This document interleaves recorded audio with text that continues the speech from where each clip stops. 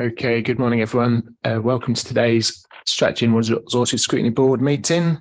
Thank you for coming. I'd like to particularly welcome Judith from the LGA, who's coming to as an outside guest to speak to us about the LGA peer review, and welcome my Scrutiny Chair colleagues who have come for this discussion as well, which we'll do first. We just have some formal items to start with. Also, I'd just like to note, I'm sure you've noticed that the Civic Hall is much busier than usual today. There's a big filming set on today, which is quite exciting for the Civic Hall and the city. I think it's a pretty convenient timing for Civic Enterprise. They're coming to tell us what they've been up to in terms of maximising the assets of the council. So I think I don't believe it's deliberate, but I think it's quite fortunate timing. So that's quite fun. So I'll go on to the first few formal items of the meeting, but first we'll just do introductions if that's okay. So as I said, I'm Councillor Andrew Scopes. I represent the Beeston and Holbeck ward, and I chair this meeting. We'll go this way today. Thank you. Thank you, Chair. Rob Clayton, Scrutiny Advisor to the board. Good morning, Billy Flynn, Councillor for Ladland Wharfdale ward.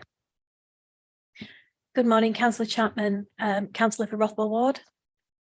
I'm Councillor Barry Anderson from Ladland Wharfdale ward, but I'm also here in my capacity as Chair of the Scrutiny Board Environment, Neighbourhoods and Housing.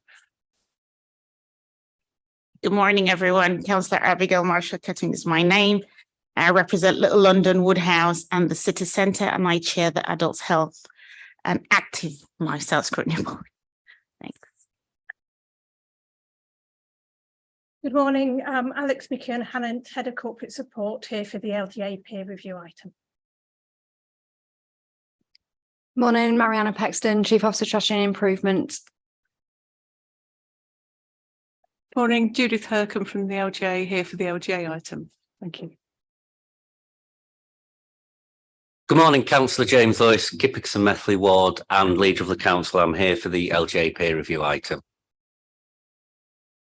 Hello, Neil Evans, Director of Resources. Good morning, Councillor Goer Almas from the Beeston and Holbeck ward. Thank you. Good morning, Councillor Kevin Ritchie, Bramley and Stanley ward. Good morning, Councillor Sharon Burt, Middleton Park ward.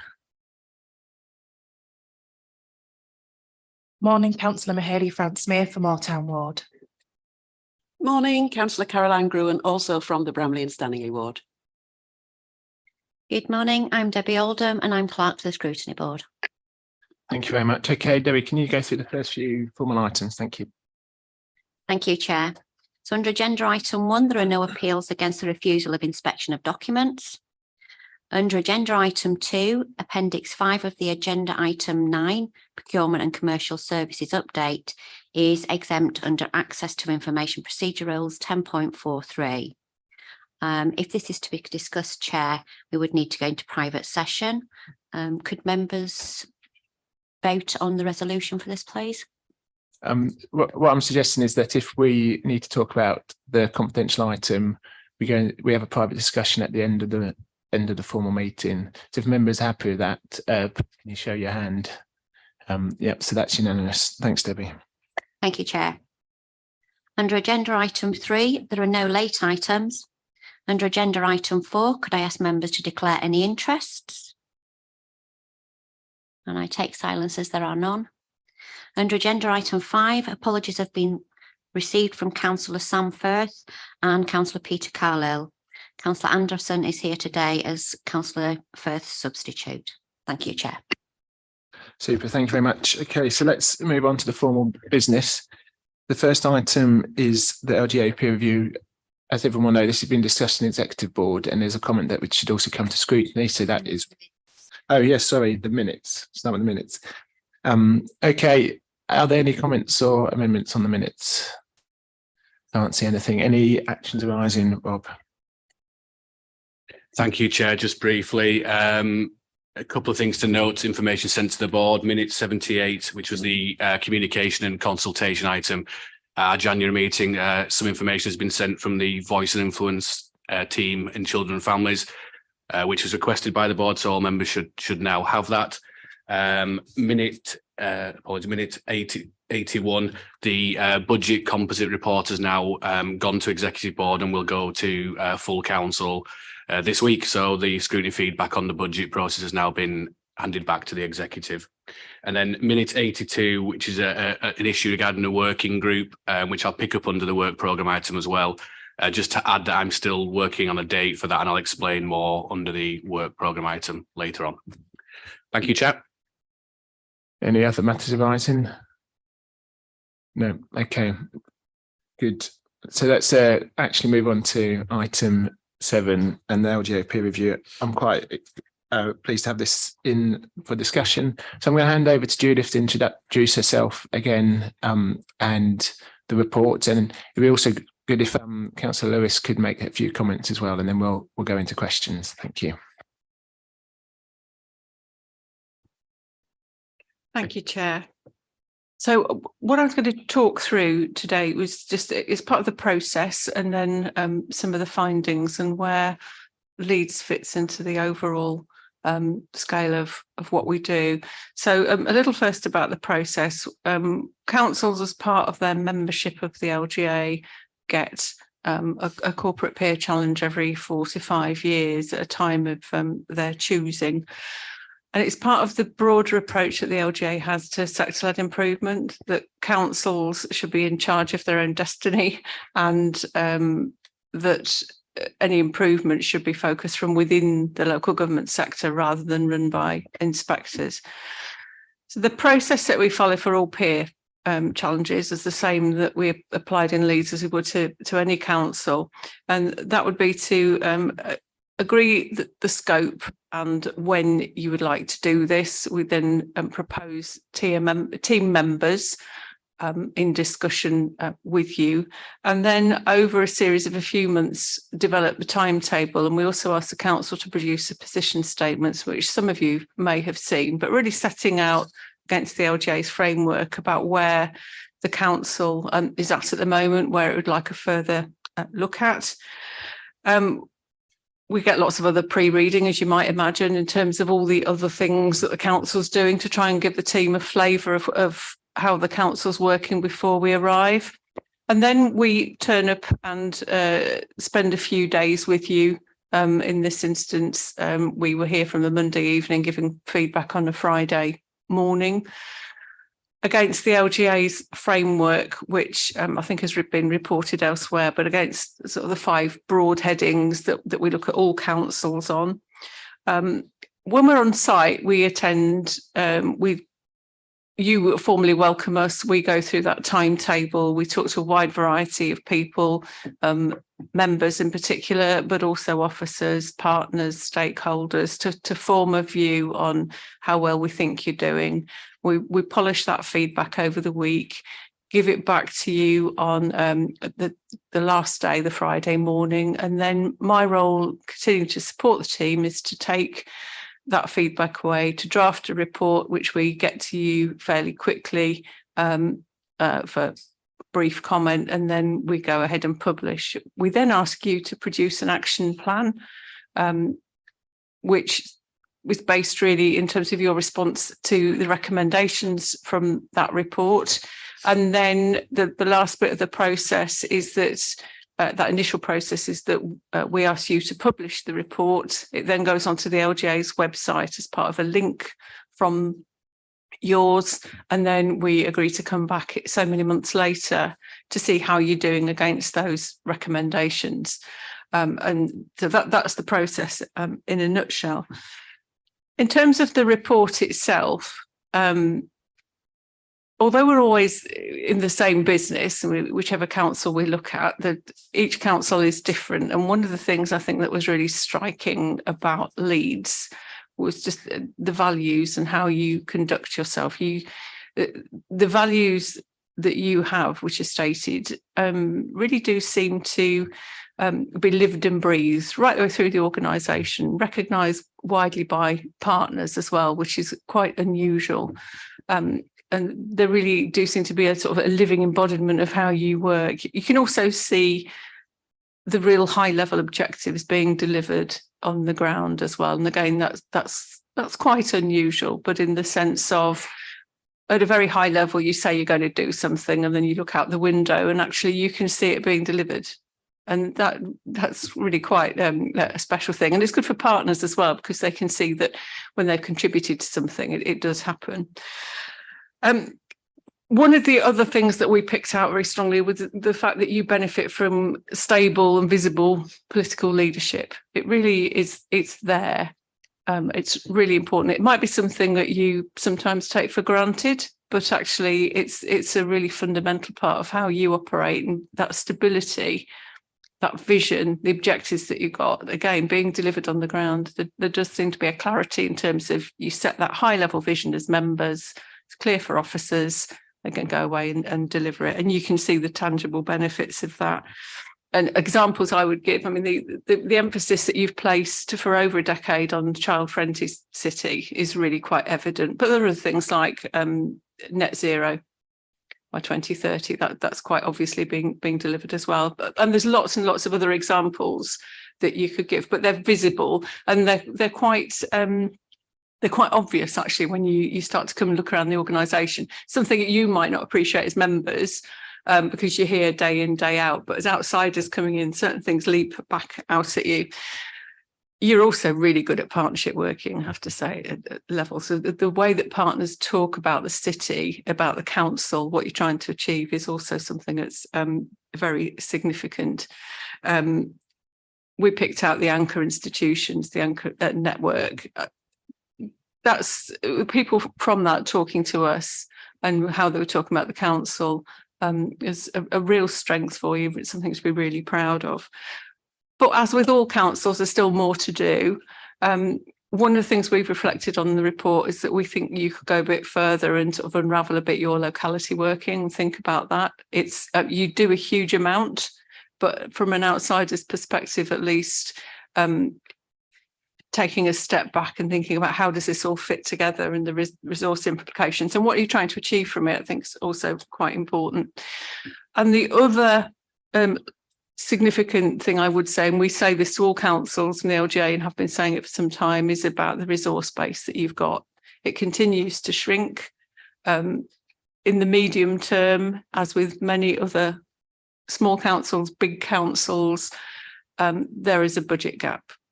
And one of the things politically and managerially is how you're going to deal with that. How are you going to balance that in the medium to long term when there are so many unknowns? We don't have a quick and easy answer for you because there isn't one. And it's your budget, your process, and it's not easy, but it's something that we flagged up. But you know that already. You are a council that knows itself, and whilst I've said you do have very clear and good leadership. What's really interesting, politically and managerially, but what's really, really interesting is that people were also at pains to say that it's not always cosy. Do you disagree? It's not that everything all lines up very, very neatly all the time. There are arguments, there are discussions, there are debates about things, quite rightly too, because this is a democracy that we're working in. But nonetheless, the culture of the place enables you to work through that and deliver. It shouldn't be underestimated. It's really significant on the scale of how councils work. And it's quite a precious thing. And I know it takes work. It's not something that's just happens by chance. It does take effort, but it does seem to work well here. And I'll stop at that point. Other things, Leader, you may want to say as well. Thank you. Thanks. I don't have a lot to say at this point. I do appreciate the work of Judith you and the team did. I was clicking through trying to find a figure. I think it was over 150 people you spoke to, both inside and outside the council, in terms of getting that view of the council. I was really keen to do this at this point in time. We could have, as Judy says, a peer review. It's not a statutory inspection that somebody else decides when it happens. We choose to go through the process, and I was really keen, both as we sort of three things came to mind. First of all, the response to COVID, which led into our best city ambitions. That idea that we face challenges as a city rather than just as an organisation, and try to, as a council, have that wider thing. The second thing was the changes we've had around the formation of a mayoral combined authority. And the third thing was where Judith finished as well, was just a budget challenge that we face in the years ahead, and getting an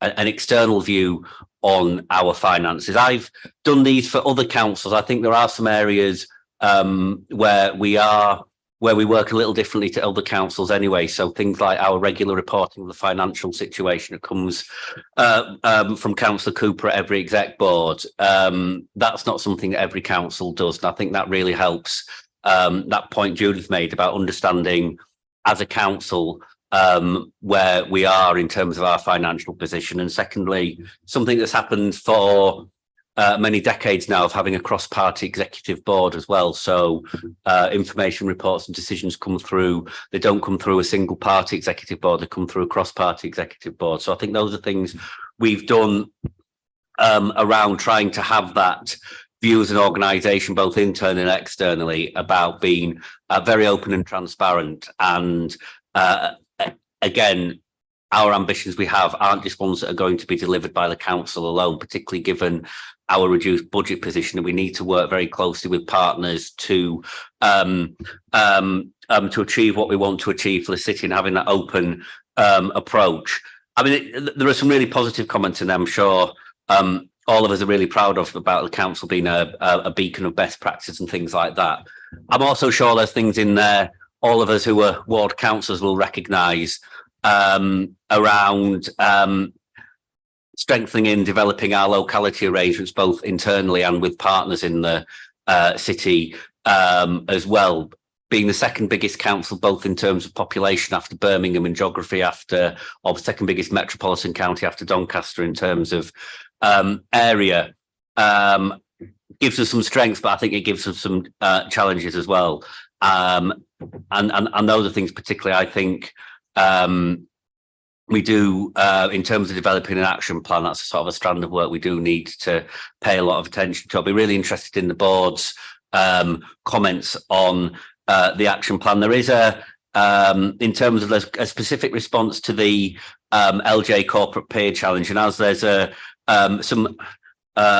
sea of bubbles, I don't know how better to describe it. It's on page 25 of the how we're actually going to take this forward, both in terms of a specific review to the action plan, and then also into our strategic planning and budget planning as well, to set forward where we go forward. Thank you, Chair.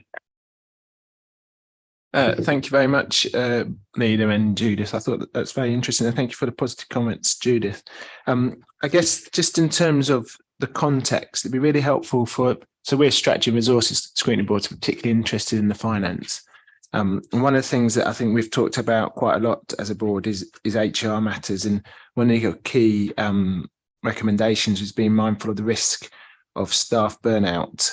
And I think that's something we are concerned about, with more being demanded by the council, with demand going up in many services, but budgets coming down due to government cuts. So I'd be really interested in whether that's something you've seen specifically as a recommendation for other councillors as well. Thank you. Yes, definitely, in terms of across the public sector, not just councils, but that burnout, that pressure in terms of over a decade of austerity, then COVID coming. People responded really well here to COVID, you know that already, but it's been somewhat relentless, hasn't it? It's then the return, and although the uncertainty has gone away, the pressure of work hasn't, and in many council areas across the country, demand's gone up, expectations gone up, pressure on the NHS also means pressure for councils. So you could see it here when you talk to people, they'll readily talk about it.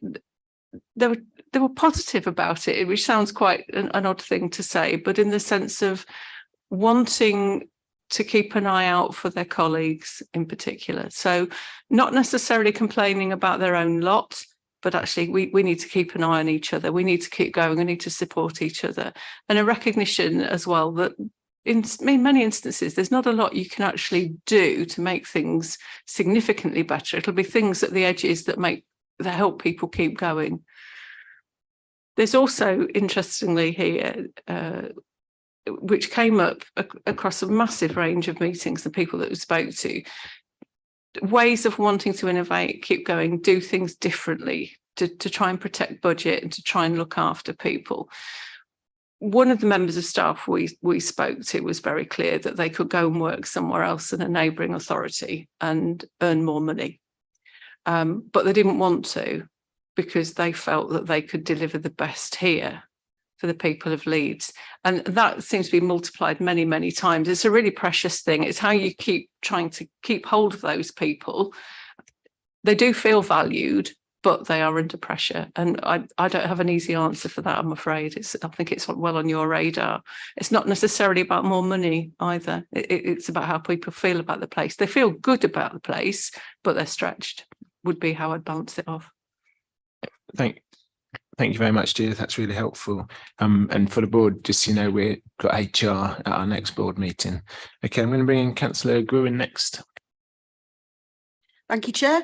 Well, obviously, it was a really nice, pleasant, positive experience reading the report. And I'm not entirely surprised at the positivity within it, because I've worked for a number of different councils in the past with elected members. And I do feel that Leeds elected members, it's almost, you can feel it as you enter Leeds. They are more strategic and more creative and more innovative than other sets of councils that I've worked with. So it didn't come as a complete surprise. But I thought it was an excellently produced report. And what on the bit, I'm looking at page 18, table 1, but I'm actually going on to page 19, where it's dealing with environment, housing and communities. And then the locality working feeds at a later point in the report into the action plan. And I've just got a couple of observations and suggestions. On the 1, 2, 3, third bullet point under the environment, housing and communities on page 19, it says review and align service provision geographies with health, education clusters and the voluntary sector. Yes, hurrah for that. Do you think we might be able to look at ward boundaries within that as well? So those things sit more easily within ward boundaries. And the bullet points below that, which is about review and develop the community committees and draw on the work of the social progress index, which we've had a briefing on. I'm wondering on the development of community committees, whether we might look at further delegation of funding to that level. I think the youth funding that was delegated to community committees actually has given us flexibilities and ability to use our match the provision very much in the local context. And I just wonder if we could go wider than just youth services, whether we might look at further delegation in that area. And just coming back to what the chair said, I'd like to ask whether you feel the actions to address burnout, the actions in the action plan, do they go far enough, do we think? Do they think they're going to be effective?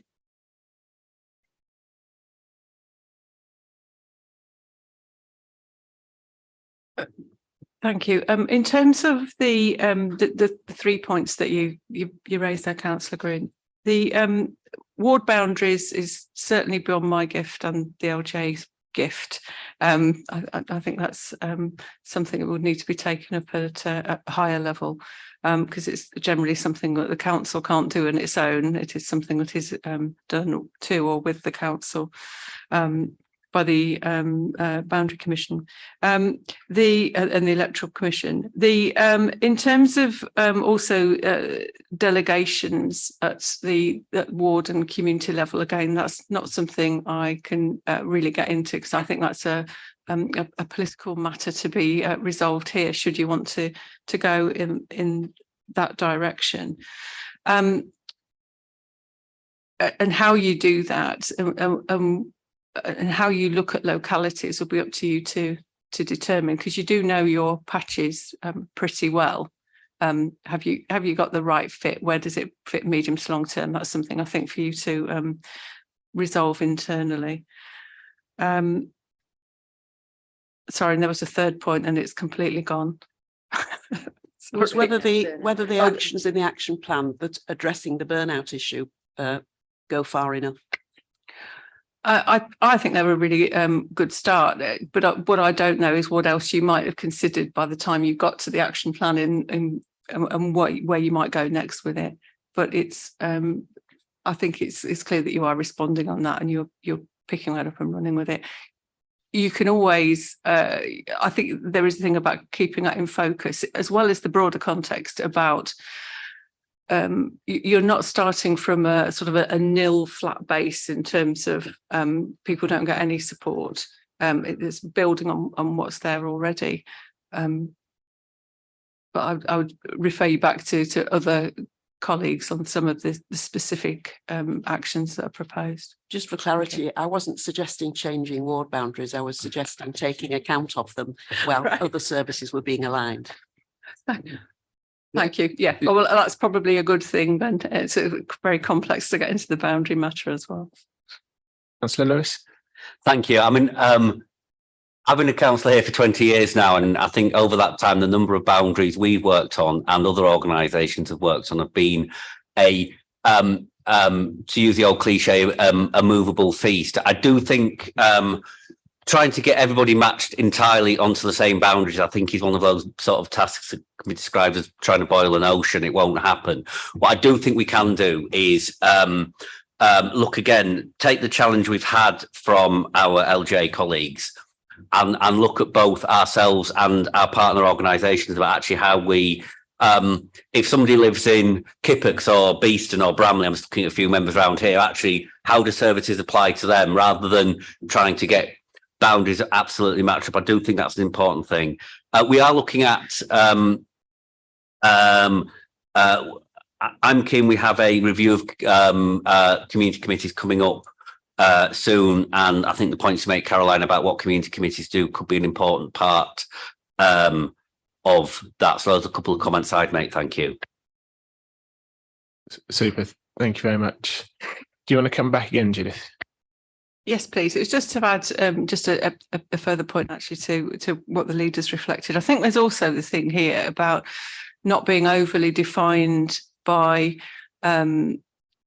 budgets and also expectations or sort of distribution of resource or funds, because one of the things you do have here is you do have a lot of community goodwill and you have a huge amount of community activity, which does seem to make a real difference to people across Leeds. There's going to be a very delicate, I think, approach that you'll need to think about, which is in terms of sort of managing your resource base. But what works really well in communities anyway? What do you want to keep? What's the best way to deliver that? Is it always the council? Because quite clearly it isn't, given the amount and extent of community activity that you've got. How do you keep that going in such a way then that still makes sense for you in the medium term and makes sense for the people receiving those services and delivering them? Thank you. Thank you very much, Judith. Okay, Councillor Francemeer. Morning. Thank you for coming and thank you for the report.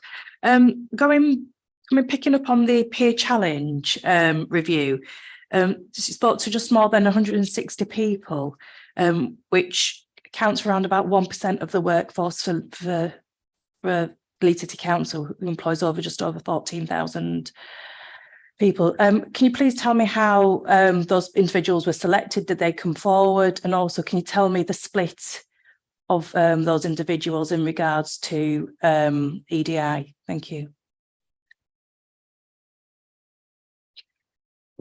Every time that we do, well, firstly, your challenge is a really valid one and it's an important one in the sense that when we come and do this work, it can only ever be a snapshot of what's happening that particular week without knowing what might be happening that particular week in terms of day-to-day events or things that a council might be facing.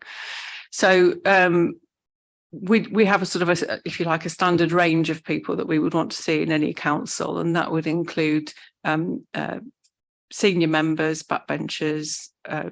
It would include partners, middle managers, frontline staff, representatives of the voluntary and community sector, to try and get a bit of a cross section, if you like, as we go through. We did ask for a couple of meetings at fairly short notice. as well, to get some sort of further staff input. So there were people who came to some of the meetings who had no idea really what the meeting was about, who we were or what we were trying to do. And that's quite helpful in itself, because we certainly got the feeling that they're not over briefed, and they'd certainly tell you how it is. I don't have an EDI breakdown to give you. We did cover, we tried to cover a broad range of people with different characteristics. A really interesting thing was the number of people that we spoke to from the voluntary and community sector, though, who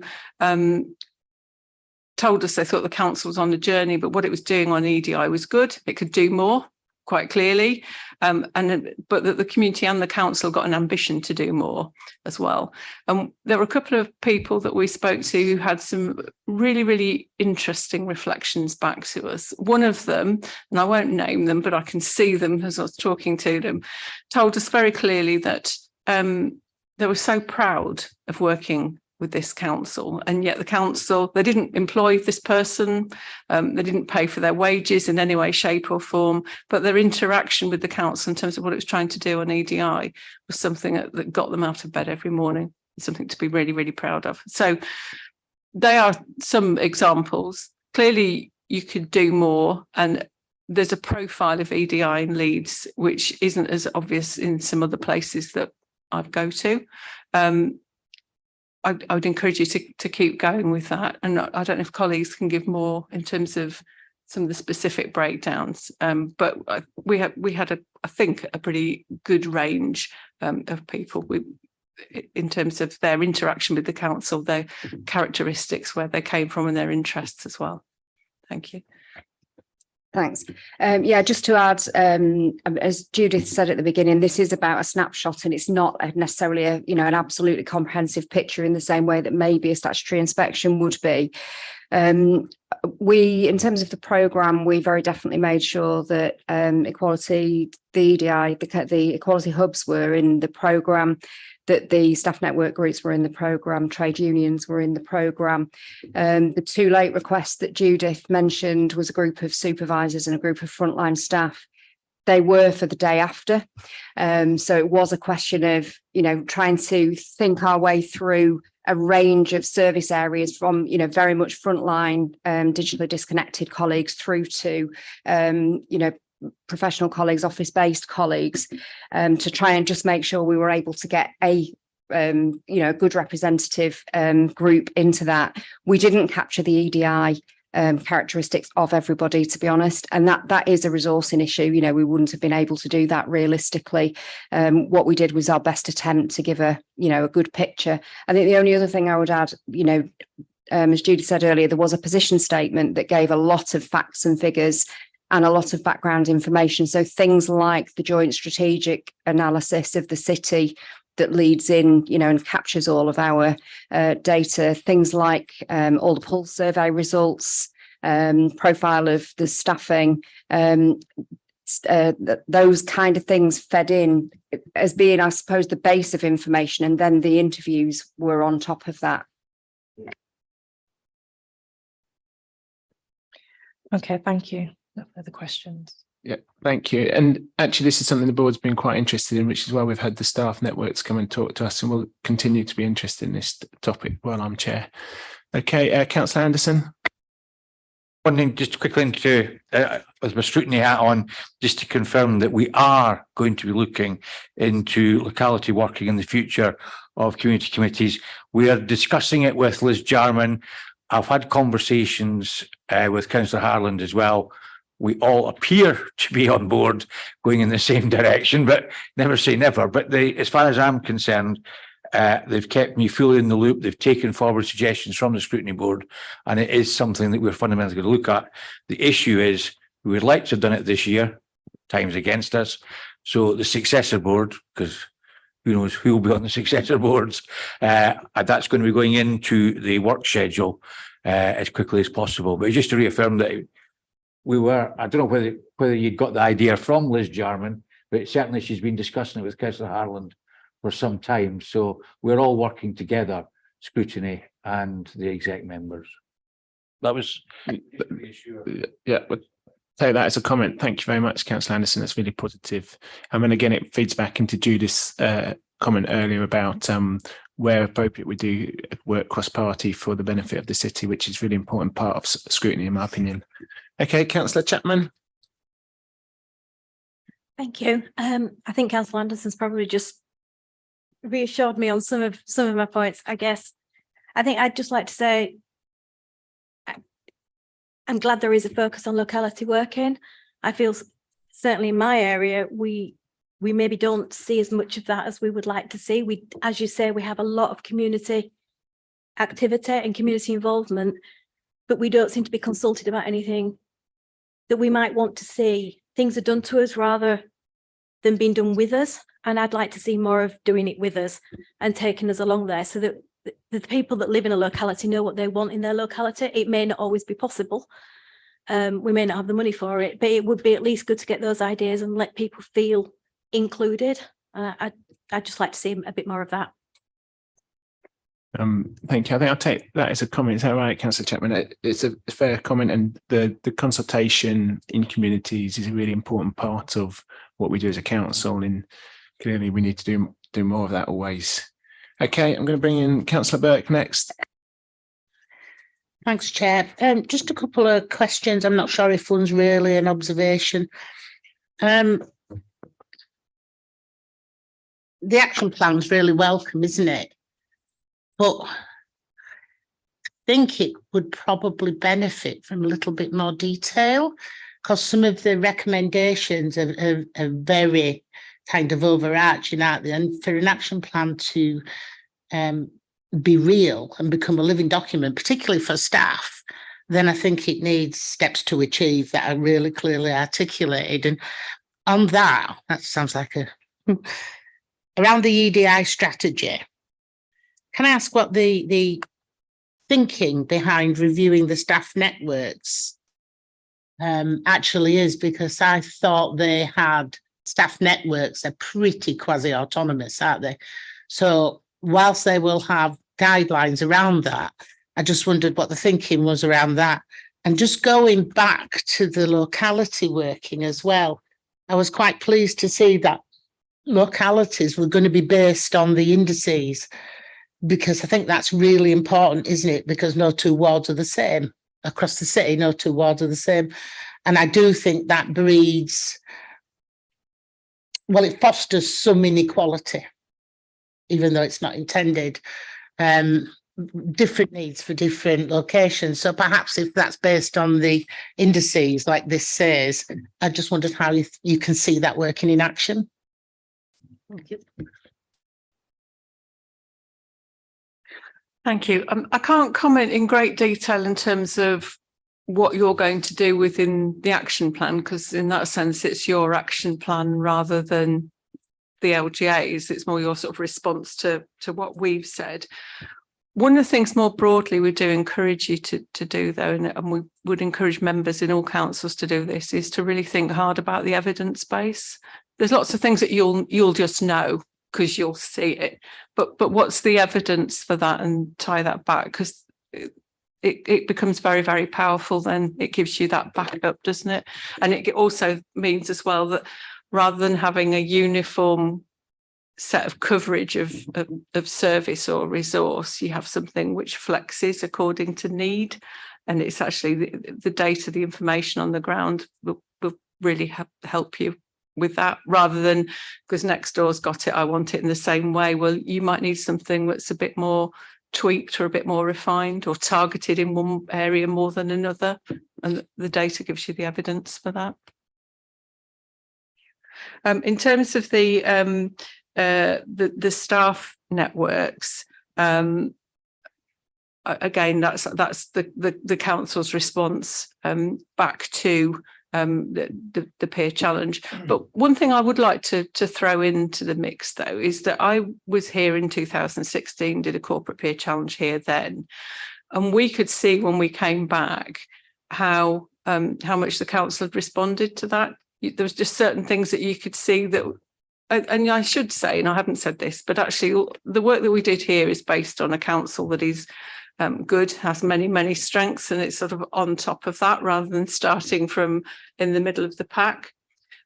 But actually you could see how the council responded to that earlier peer challenge and thought about it and built on it. And I don't have any reason to think that you wouldn't do that again. But of course, it's up to members to push and shape some of that as well. Thank you. Thank you. And I think there's probably a place for us as a scrutiny board while we're still on it to keep this in focus in terms of the EDI stuff. I think Neil wants to come in and then I'll bring you back in, Councillor Burke. Is that okay?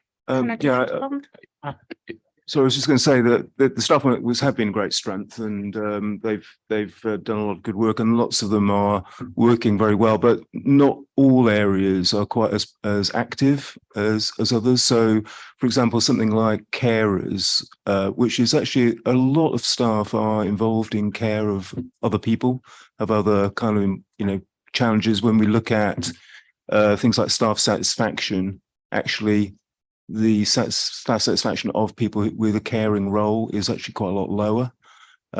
So I think there are elements of the networks that and probably the age related ones as well. What we're doing for young people coming in, older people at the other end of the career spectrum, those bits which maybe we don't talk about quite so much are things also which we need to look at and redevelop. Thank you. And I think what we're getting at is, I agree what you just said. I think the champions networks are now really quite good. So I'm not surprised that it was as a recommendation. I know it's to build on the success, but some of the steps to achieve that success around consistency of role, I assumed, or I thought, I'm pretty sure that's already there.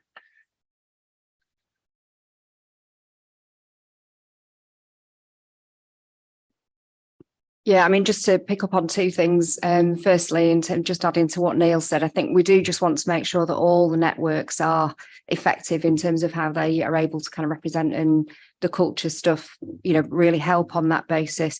And then the other, just going back to your first point about the level of detail on the action plan, we've deliberately tried to keep it at enough detail to, get traction and momentum, but not make it too unwieldy, and not that it kind of creates a life of its own and loads more reporting and work for colleagues who are already under pressure.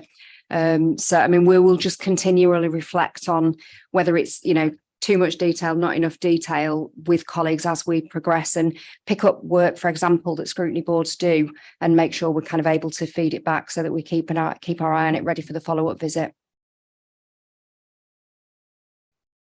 Thank you. Do you want to come back again, Councillor Burt? Okay, super. Thank you. Councillor Ritchie.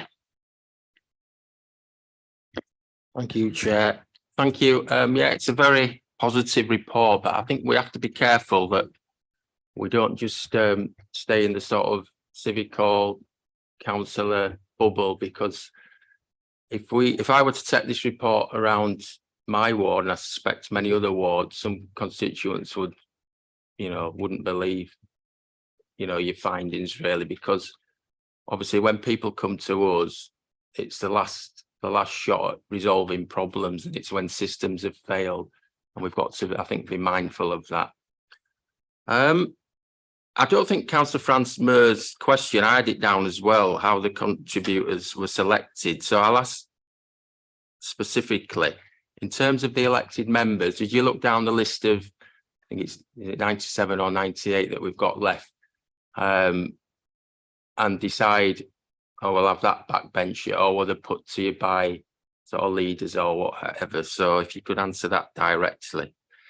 There's no reference to councillor burnout, actually, and I just wondered if you've reflected on that. And demand now from residents is probably greater than it's ever been, with social media, people expecting instant responses and so on and so forth. And actually, my experience is sometimes responses from officers, which ties into the pressure that they're under, admittedly, adds to the pressure on councillors, having to go back and chase up, you've not had responses and what have you.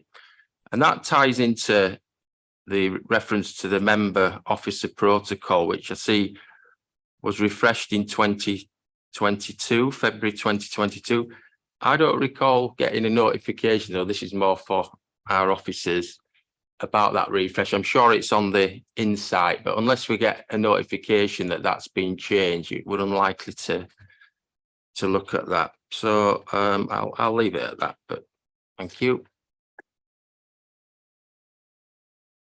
Thank you. In terms of councillors, we asked for groupings of, but no, we didn't go down a list in terms of sort of X and Y, but specific named individuals. I mean, obviously we would talk to the leader, we would talk to cabinet scrutiny chairs. I think backbenchers were invited to participate as well.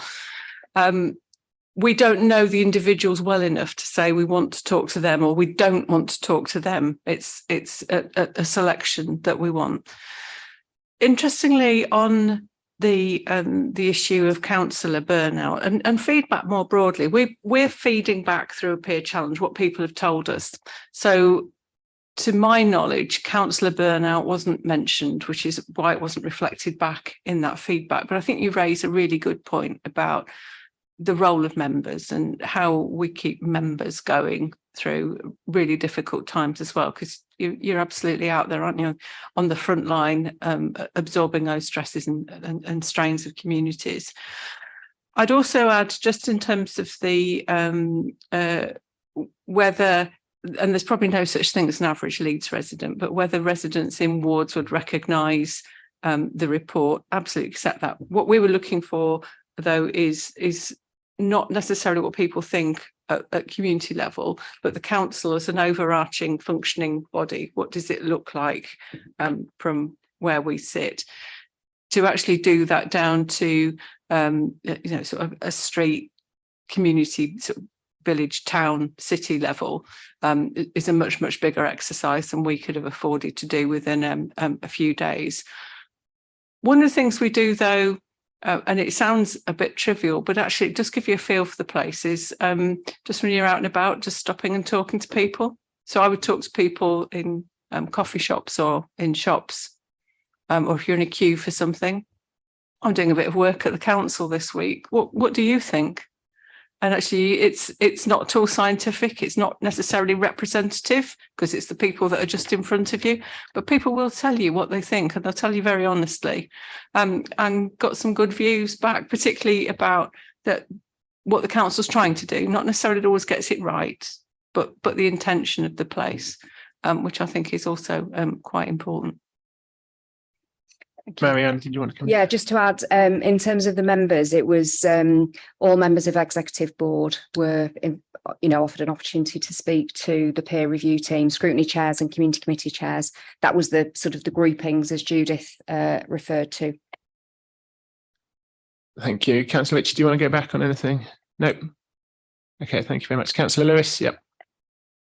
Thanks. A couple of points. I think it does. I was flicking through the report trying to find the actual reference because it was a phrase that was picked up when we took the peer review response to a Labour group meeting. Was there is a line in there about Kevin about supporting members, refreshing the member development programme and the culture and strength based approach. And I know that's written in. Quite a few people asked what strength-based approach meant, and it is that thing about, like you say, about actually how can we be effective as councillors in the city, and it is something that I do think we do need to take forward around actually how can we work better with officers and residents to get the outcomes and the things we want done for our residents. So that is reflected that is reflected in there, and hopefully that's some of the work that will get picked up as we move forward, even if it perhaps wasn't set out exactly the way exactly in the strength space was a phrase I think confused quite a few people, but that really is what it is about. Thank you. Okay, Councillor Flynn, please. Thanks very much indeed. I'd like to talk about the medium-term financial strategy, particularly with regard to the transformation service. In the peer review, you call for I think it was a horizontal approach across all the directorates. And I just wondered what you felt we may have missed in the past by not adopting such an approach. It's been very successful in one of the directorates, which seemed to indicate it should have been perhaps brought into being rather more quickly in the others. And secondly, on procurement, I was called out at the beginning of the meeting, so my apologies if you covered this. We had an LGA peer review on procurement last year, and it was an action plan, I think, delivered just before Christmas. I just wondered what the peer review, if you looked at procurement, what you thought of progress on the action plan on procurement. Thank you, Councillor Flynn. Sorry, no, we didn't look at procurement and the action plan on that, because partly because the people on the team didn't have procurement as a specialism. So we didn't stray into that. We tend to leave that to people who know that a bit better than we do. In terms of that sort of horizontal approach to change, I think one of the challenges you've got over and above other councils is your size and scale. You're a big council, you know that. That does give you the opportunity, and it has done certainly in the past, to innovate, because you've got some of that that scale. But it then becomes harder to share some of that learning, and what would you pick up and apply that's worked really well in one big department that you could pick up and not necessarily just apply in a very blunt way, but adapt and tweak for others. And that was one of the things we were getting at. We think that you could keep doing more. Some of that is dependent, of course, on the individuals who've been driving that, but sometimes it also takes people who are a bit further away to point out, actually, that's pretty good over there. And if you did some of that over here, you could get some traction and think about things in a different way. Thank you. We've got procurement 2 items down, so maybe we'll ask that question again. Thanks, Councillor Flynn. Councillor Anderson. A question more, I think, for Marianne and or Alex. On the top of page 20, the paragraph that comes from obviously page 19 beforehand. For example, it says starting with a new model for home care. Fine, follow that, no problem at all. And then at the very end it says and net zero projects. What do you have in mind when you've said that? Is that just making a comment because we've got the zero by 2030, or have you got something specific in mind as to how Scrutiny can add value there? Sorry, Councillor Anderson, do you mean in the LGA report itself or on well, the no, it's just plan? all I've done is I've just taken what you've placed down, what was in it. Councillor Anderson, that summary was done by Rob, yeah. In terms of putting out which summaries for which board. Sorry, I was just looking at the report author as well. Yeah, I think the question's valid, but okay. So in terms of the pack, Mariana, is that's what you mean on page 20? 20. Page 20 at the very, very top. It's not actually boxed in, it's just above the children and families. It says, for example, starting with a new model of home care and a wide range of community services and activities. Fine, I understand that, not a problem with that. And we can work with adults and social care on that. But it then goes on to say, and net zero projects. What was behind that thought that there is more work needing to be done? What sort of things did the peer review pick up that we're not doing? Because I would have thought that Polly's doing a damn good job, if you ask me personally, but what is missed? I think that actually stems from the LGA report and the peer review, you know, knowing and absolutely paying credit for a lot of that work has been done, and particularly the amount of grant funding that's been received and the difference that's made, things like district heating, but also saying use that as a platform to do even more. And I know Polly last week had got a bit more money from, you know, to do something else. So just to think about continuing with that progress rather than just thinking, well, you've got a lot, don't give up. As long as we've got Polly, I don't think that's a risk, but anyway, that's a personal view. Okay. Neil, do you want to come in? Yeah, I mean, obviously what we've done has been spectacular, I think, but in terms of what's to be done, there's clearly lots to do. So if you took, say, something like, I mean, the fact we've got the biggest electric fleet in the country, but nevertheless, 2/3 of it isn't electric, and by 2030 you'd want to be there. but actually it's quite complicated because some things cost a lot more still on the market. So, you know, there are lots of detailed pieces of work which are going to have to be required to actually, use a lot of imagination, lots of different ways of funding to get to that position. So it's certainly still a challenge. And we're going to have, and the investment that council's put into it has really reaped dividends because we're getting a lot of funding because of the extra amount of people that we put on it compared to others. Super, thank you very much. So just for clarity for everyone, you're aware on page 47 on your pack, paragraph 2.13 of the LGA report, that's where it's come from. But I think you've answered that question anyway. Good. Okay, so I can't see any other members indicating. So I'd just like to say again, thank you for coming today, Judith and Leader. Councillor Almas, have you indicated? Sorry, I didn't see that. Councillor Almas.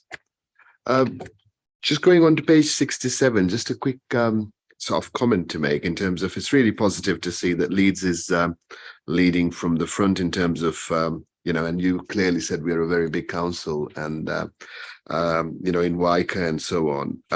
It says partners feel that there is limited evidence of a clear embedded regional economic strategy being agreed, which reflects the importance of the city's potential contribution to the regional economy. I'd be very interested to find out in terms of other councils' sort of interactions and feedback regarding, what Leeds is doing and what they take would be on that. So I'd be very interested to find out maybe later or whatever how they feel about the whole, if you like, contributions and so on as well, because it's very positive from our end, but it'd be interested to find out from their angle as well. Thank you.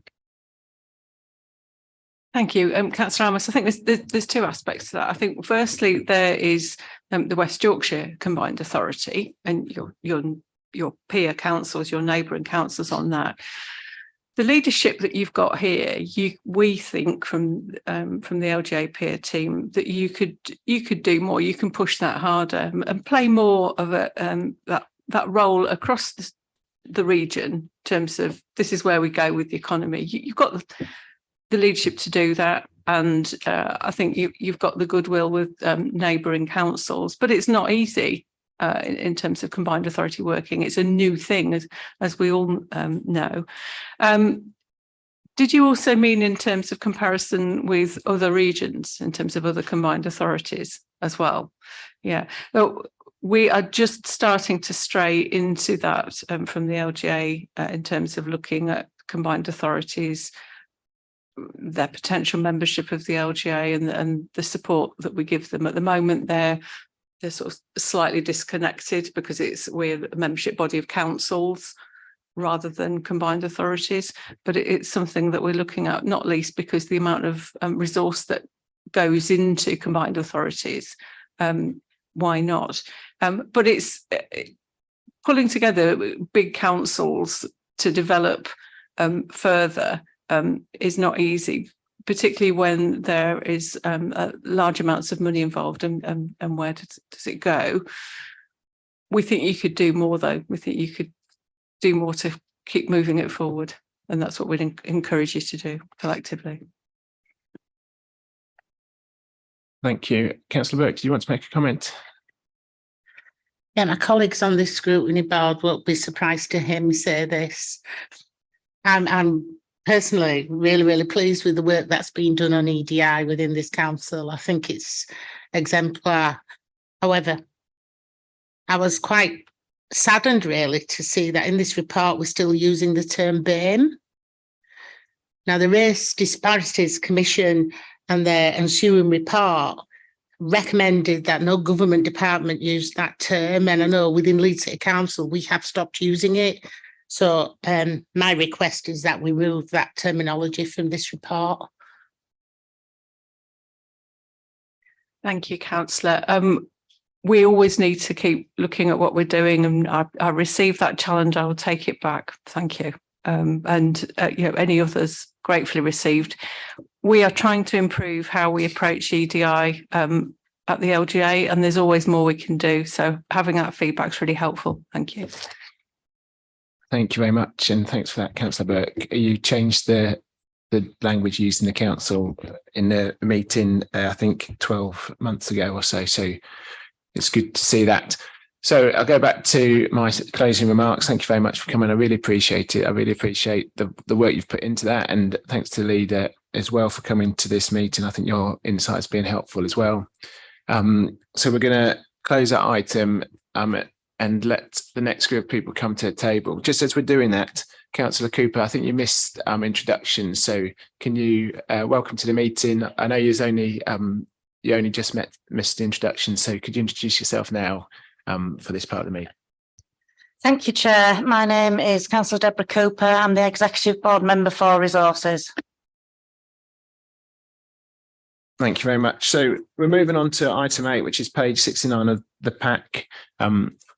If you're watching online, you can find the pack just by putting into a search engine Leeds City Council Strategy and Resources Scrutiny Board, and one of the first links works for me. Anyway, we've got Civic Enterprise here today, which is really exciting because they've recently moved from scrutiny from another board to scrutiny in our board. So it's a really detailed report about what they do.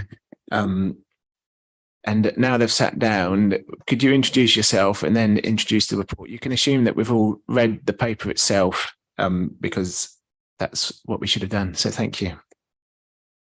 Good morning. My name is Mandy Snaith. I'm Head of Service for Catering and Fleet in CEL. Good morning. My name is Mohammed Afsal, Commercial Operational Services Manager, supporting the Heads of Service.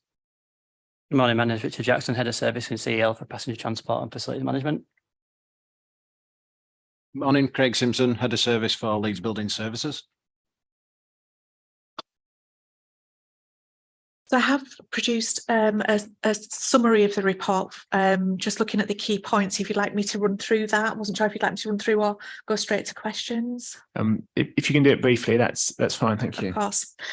So CEL is new to this scrutiny board. We thought it would be useful to give a bit of background into CEL, outline our activities and key areas of focus before going into a bit more detail around commercialisation and our traded offer.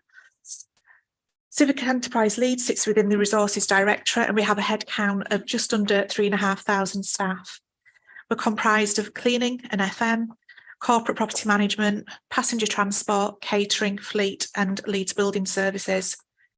It's fair to say it's been a tough few years for CEL. We feel it's important to reflect on the challenges that we've faced over the last 3 years and the impact that COVID had on our service delivery and the role that CEL has played in keeping the city running. So whilst many staff were working from home during the pandemic, the vast majority of CEL staff were needed to carry out their frontline roles. Schools were still open for the city's most vulnerable children who needed to be transported by passengers, fed by catering and cleaned by our cleaning teams. We also undertook vital other roles such as the cleaning of care homes, fire safety checks in flats, repairs in council houses and much more. Additionally, we took on extra duties during that time of the pandemic. I think fair to say in a way that was beyond what would normally be expected of us. So we built a temporary mortuary at Waterside, we managed the PPE hub facility, we carried out responsive COVID cleans, we seconded staff to the NHS PPE hub, and we provided shuttle buses for Leeds teaching hospitals. We also provided a transport service for key worker COVID testing, and we delivered over 132,000 free school meals to the city's most vulnerable at their homes. And we coordinated the delivery of 13,000 Christmas hampers to universal free school meal families. So before I go on to talk about commercialisation and our traded offer, I thought it'd be useful to give a little bit of background just on each of our service areas. Cleaning in FM includes corporate property management, school crossing patrols and Presto, and has over 1,275 staff. CPM, our corporate property management, responsive management and prioritisation of revenue maintenance and repairs to the corporate estate, management of cyclical servicing schedules, and we also manage the compliance with statutory building regulations. Passenger transport operate a fleet of just under 200 specialist passenger transport vehicles from Westland Road, and they manage 450 private hire routes per day. We have just under 600 drivers and assistants, including the management team within passengers. Catering Leeds delivers welfare and commercial services to schools, providing a fully managed school meals service. And this includes planning menus, training staff, cooking and serving meals. And we also provide, and that's 265 primary schools and 2 highs. And we also provide catering to 23 early years settings and 12 adult social care residential day centres. Fleet Services provides fleet management and maintenance functions for the council's 1,300 mixed municipal fleet. And we have a regulatory role as well in ensuring compliance with the Goods Vehicle Operators Licence. We have 60 staff, including engineers at Fleet. LBS, Leeds Building Service, is the council's internal service provider for building related activity, which acts as a traded service funded through income. We have just under 600 staff, and we deliver a full array of building services and trades for services across the council, from minor housing repairs to multi-million-pound refurbishments. And then to wrap up, just a little bit about our commercial activities, our traded offer and insourcing. CEL are always looking at ways to explore opportunities to insource services and grow our traded offer with other external organisations. Our roots go back to compulsory competitive tendering days, and the idea of competition continues to drive us, particularly in catering and cleaning, where we tender for all of our business. And though we find this challenging, it keeps us lean and it keeps our eye keen on the market. And developing these services has enabled us to build up our skills and expertise in being able to trade this type of work. We've been successful in tendering for work in Doncaster, Barnsley and South Yorkshire Fire and Rescue, and to the homeowners through our Presto service. So this targeted approach has been really successful, and we've got a blend of offering a quality service at competitive prices, which is trusted, whilst retaining our public sector morals and ethics that's put us in excellent stead when tendering for work. We provide cleaning to Unison, Path Yorkshire, Leeds City Credit Union, Morley Elderly Age. We provide window cleaning to Barnsley Council, South Yorkshire Fire and Rescue, and we continue to maintain the vehicles for Leeds Teaching Hospitals and the Hospital Trust across Leeds. So we recognise the benefits that this brings to our staff and the city, but we also recognise that there are challenges that we face when we're delivering these services, and some of our practices make it difficult for us to deliver as efficiently as possible. Procurement can be tricky for us. We're working in competitive markets, and there are many private organisations carrying out the service that we offer, and they have a commercial advantage in their supply chain in that they can, use who they want when they want. And I suppose us working in that situation with frontline services means that our services don't offer as much flexibility and the ability to negotiate as much as we would like. I think I'll wrap up there. I've given you, if there's any issues you want us to dive into, please do ask us, but we're happy to take any questions that you've got.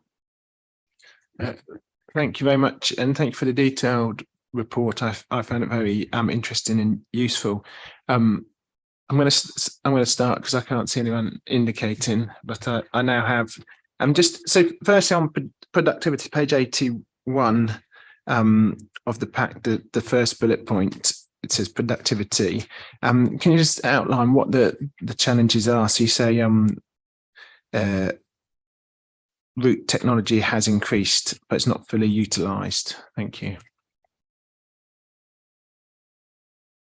I think you're referring to telematics, Councillor. So we have telematics in 437 of our vehicles at the moment. You remember earlier I mentioned we've got 1,300 vehicles. We've gone through a process of consultation with trade unions to roll telematics out into the rest of our fleet. And we're negotiating on what that looks like. We specifically want to target speeding and some of the issues that we know would make make savings to us. So we look at issues like harsh braking, we look at idling and being able to locate vehicles should they go missing. And we're working on rolling out productivity and being able to use the telematics system for productivity as well. But that's ongoing with trade unions. Okay, thank you. So maybe we'll be able to have an update at a future meeting on that. So thank you for that. And the other thing is on procurement, and this might help us with our questioning for the next item, is around you say within the council we're required to comply with regulations, which is good. These are a barrier in some situations. Could you just outline what you see as the barriers so we can challenge procurement appropriately?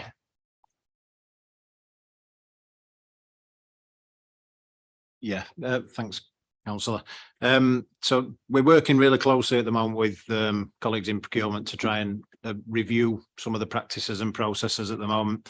We have made some recent amendments to our local rules, which has given us a little bit of flexibility. So I've fairly recently joined the council. I'm from a private background myself, so I'm trying to bring some of that commercial approach and working with colleagues, and obviously seen some procurement colleagues there. It's about giving us that flexibility. Clearly, we have to comply to make sure the spend's correct and there's no risk of any fraud or anything like that. But some increased flexibility and ability to negotiate would perhaps in some circumstances give us better value, especially from a building side of things. We want to engage with SMEs much more than large contractors who then essentially issue that to SMEs and then you get profit on profit. So it's about how we can find an innovative way to do that within the scope of the rules, but also keep ourselves compliant. That'd be better for us. We'd generate better value for the council. We'd engage the local market with the SME. So, you know, we're building that local supply chain up in the network, which is lacking at the moment in terms of construction skills across Leeds. It's really challenging. Probably one of our biggest challenges that we face at the moment is finding enough resource to meet demand at the moment. So it's ongoing. We're not just sitting on our laurels and thinking the rules are there and we're just sitting back and letting that happen. We are challenging. We're having some discussions with colleagues. So yeah, hopefully we'll progress that further. Some of the recent changes have only just come into force, so I can't really tell you how that's worked yet. But you know, we're fairly positive that will bring some benefit to us and the council.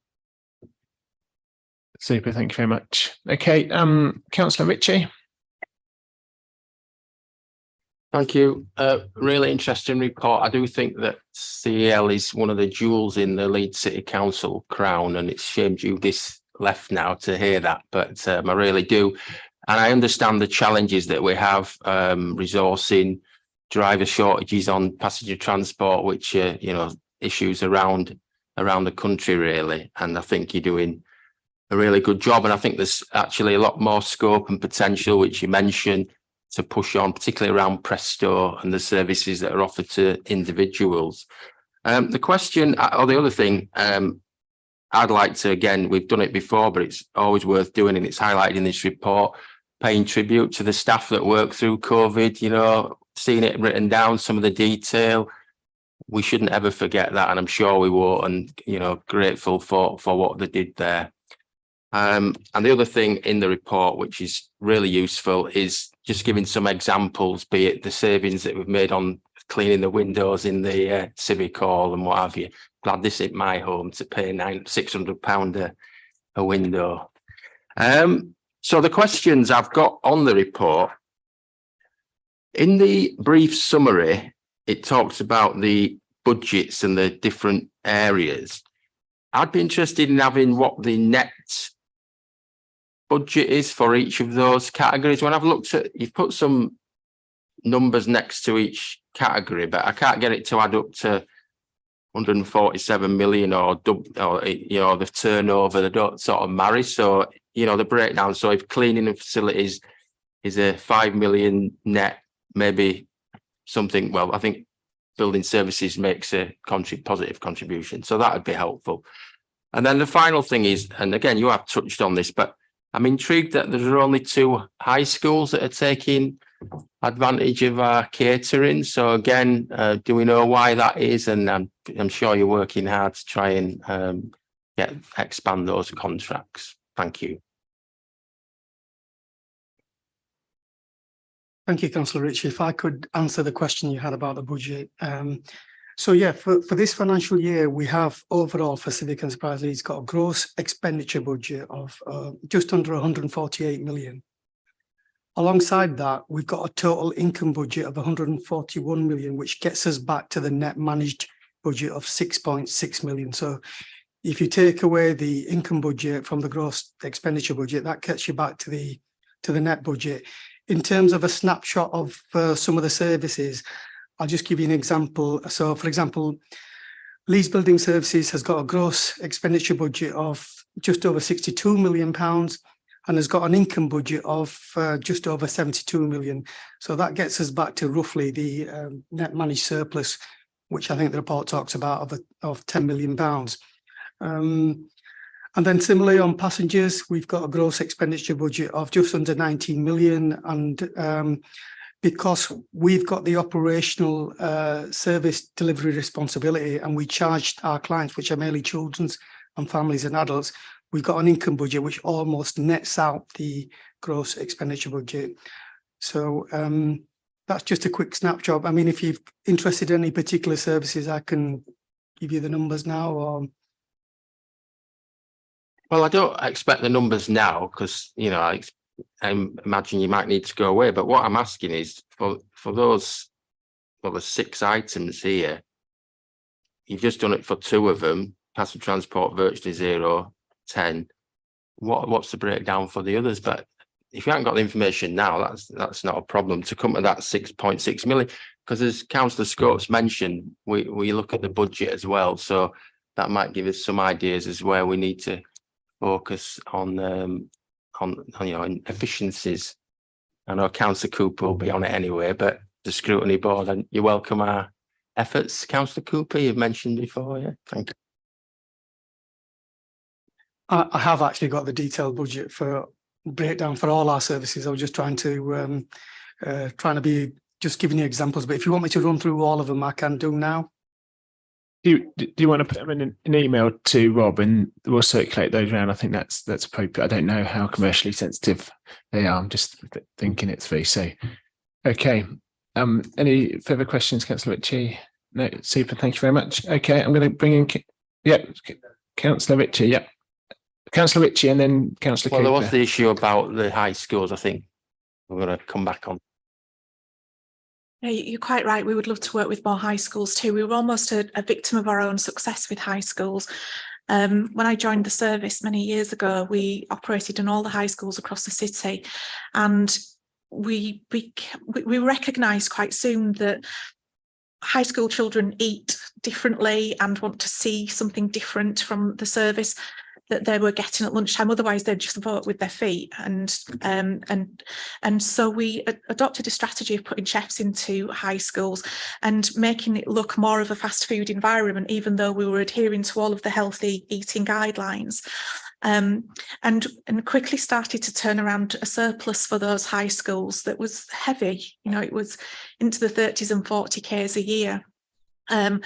And we charged a management fee for that. But I think that schools certainly went through some change at that time as academisation came in, and they grew their own business managers who thought, well, why do we need you? We've got this chef in place, you know, we're creating this surplus, we've got this great service, and we kind of feel like we can manage this ourselves. And that's how we started to lose high schools. So we work with Wetherby and the Universal Technical College down in Hunslet, and we work really well with them. We've bid for more high schools, but we find that they get wrapped up with academy packages, and they're difficult for us to win on price. But we always have a go, and it's a good go. Yeah, Chair, sorry, I was just intimating that the question had not been answered on the high school issue, but while I've got the mic, just to add that I think that the academisation and the grouping of academies has made a real difference into how we can bid for those the contracts for catering. You've got to remember actually that our pay and conditions are often a lot better than they are in the private sector. So we pay the real living wage, for instance, and many of the other competitors in this sector that I'm aware of don't necessarily pay the real living wage, and they have different pay and conditions completely to what we do.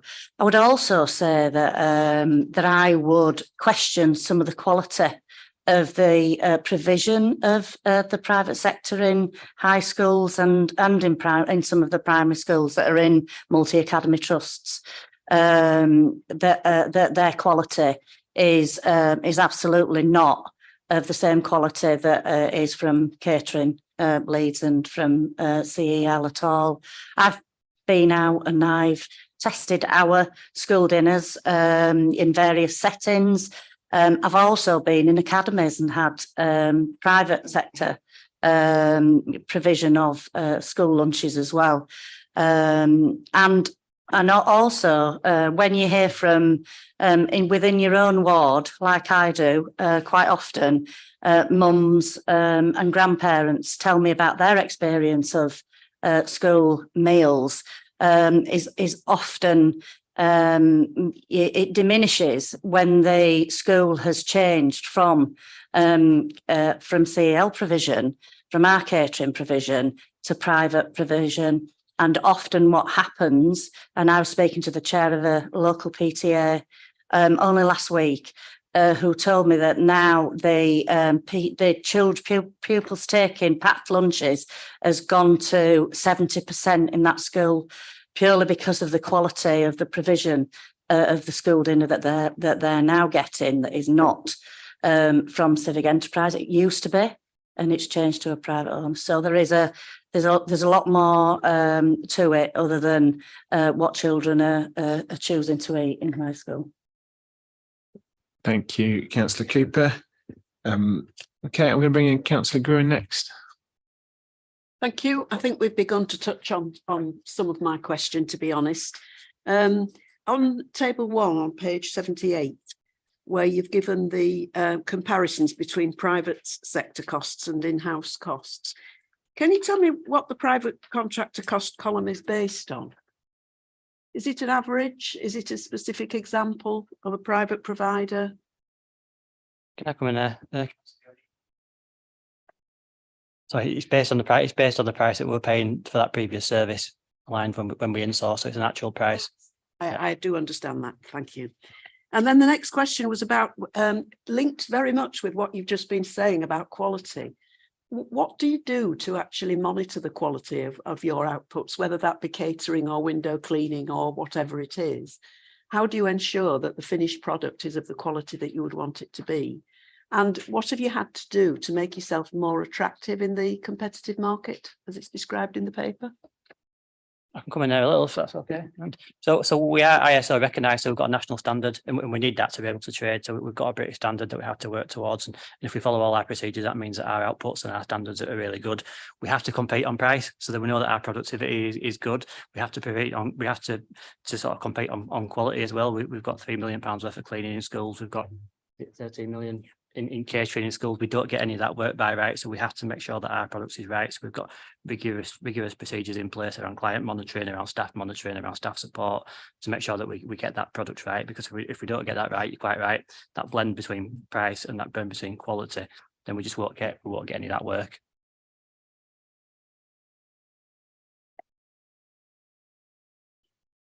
Yes, again. I was just wondering whether you've identified any areas where perhaps you're not quite achieving the standard, or where you feel you need to improve.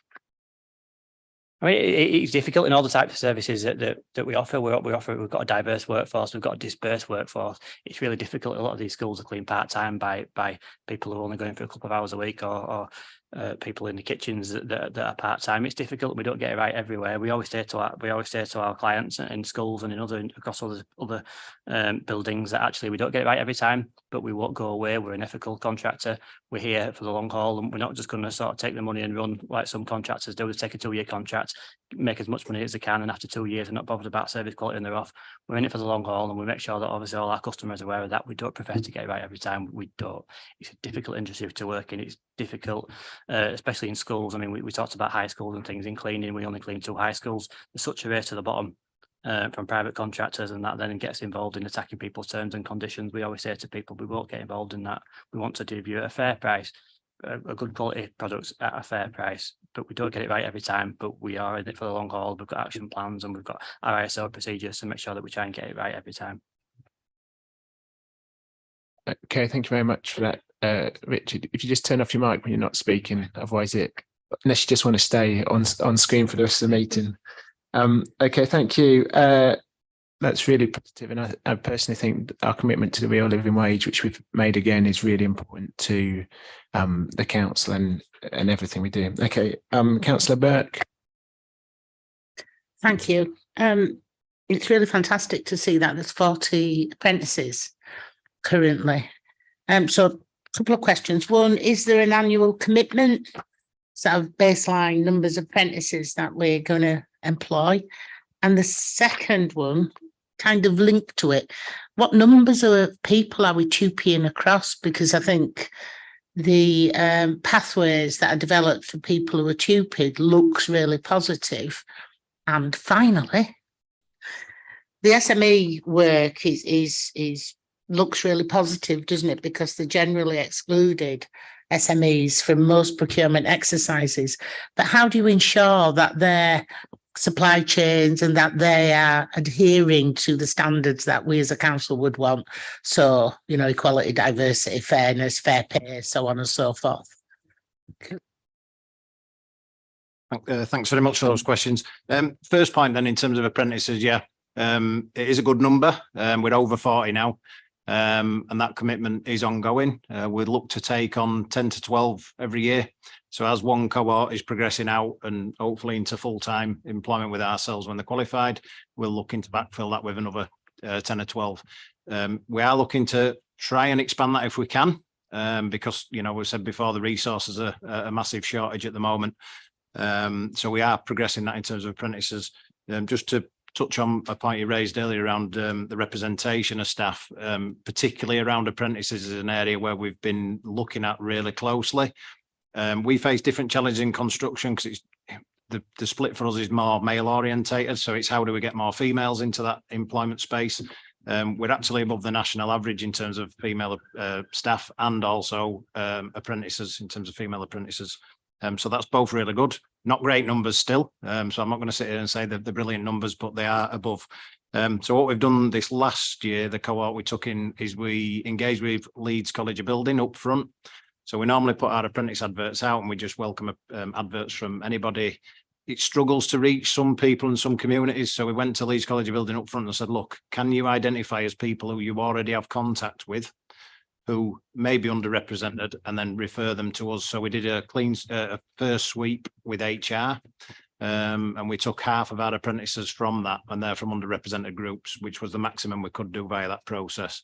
So that's been really successful piece of work for us, and we'll be continuing that in future years as well, because getting them in young and doing the training is probably a better way to attract them than just going out into the job market. So I think that's really good.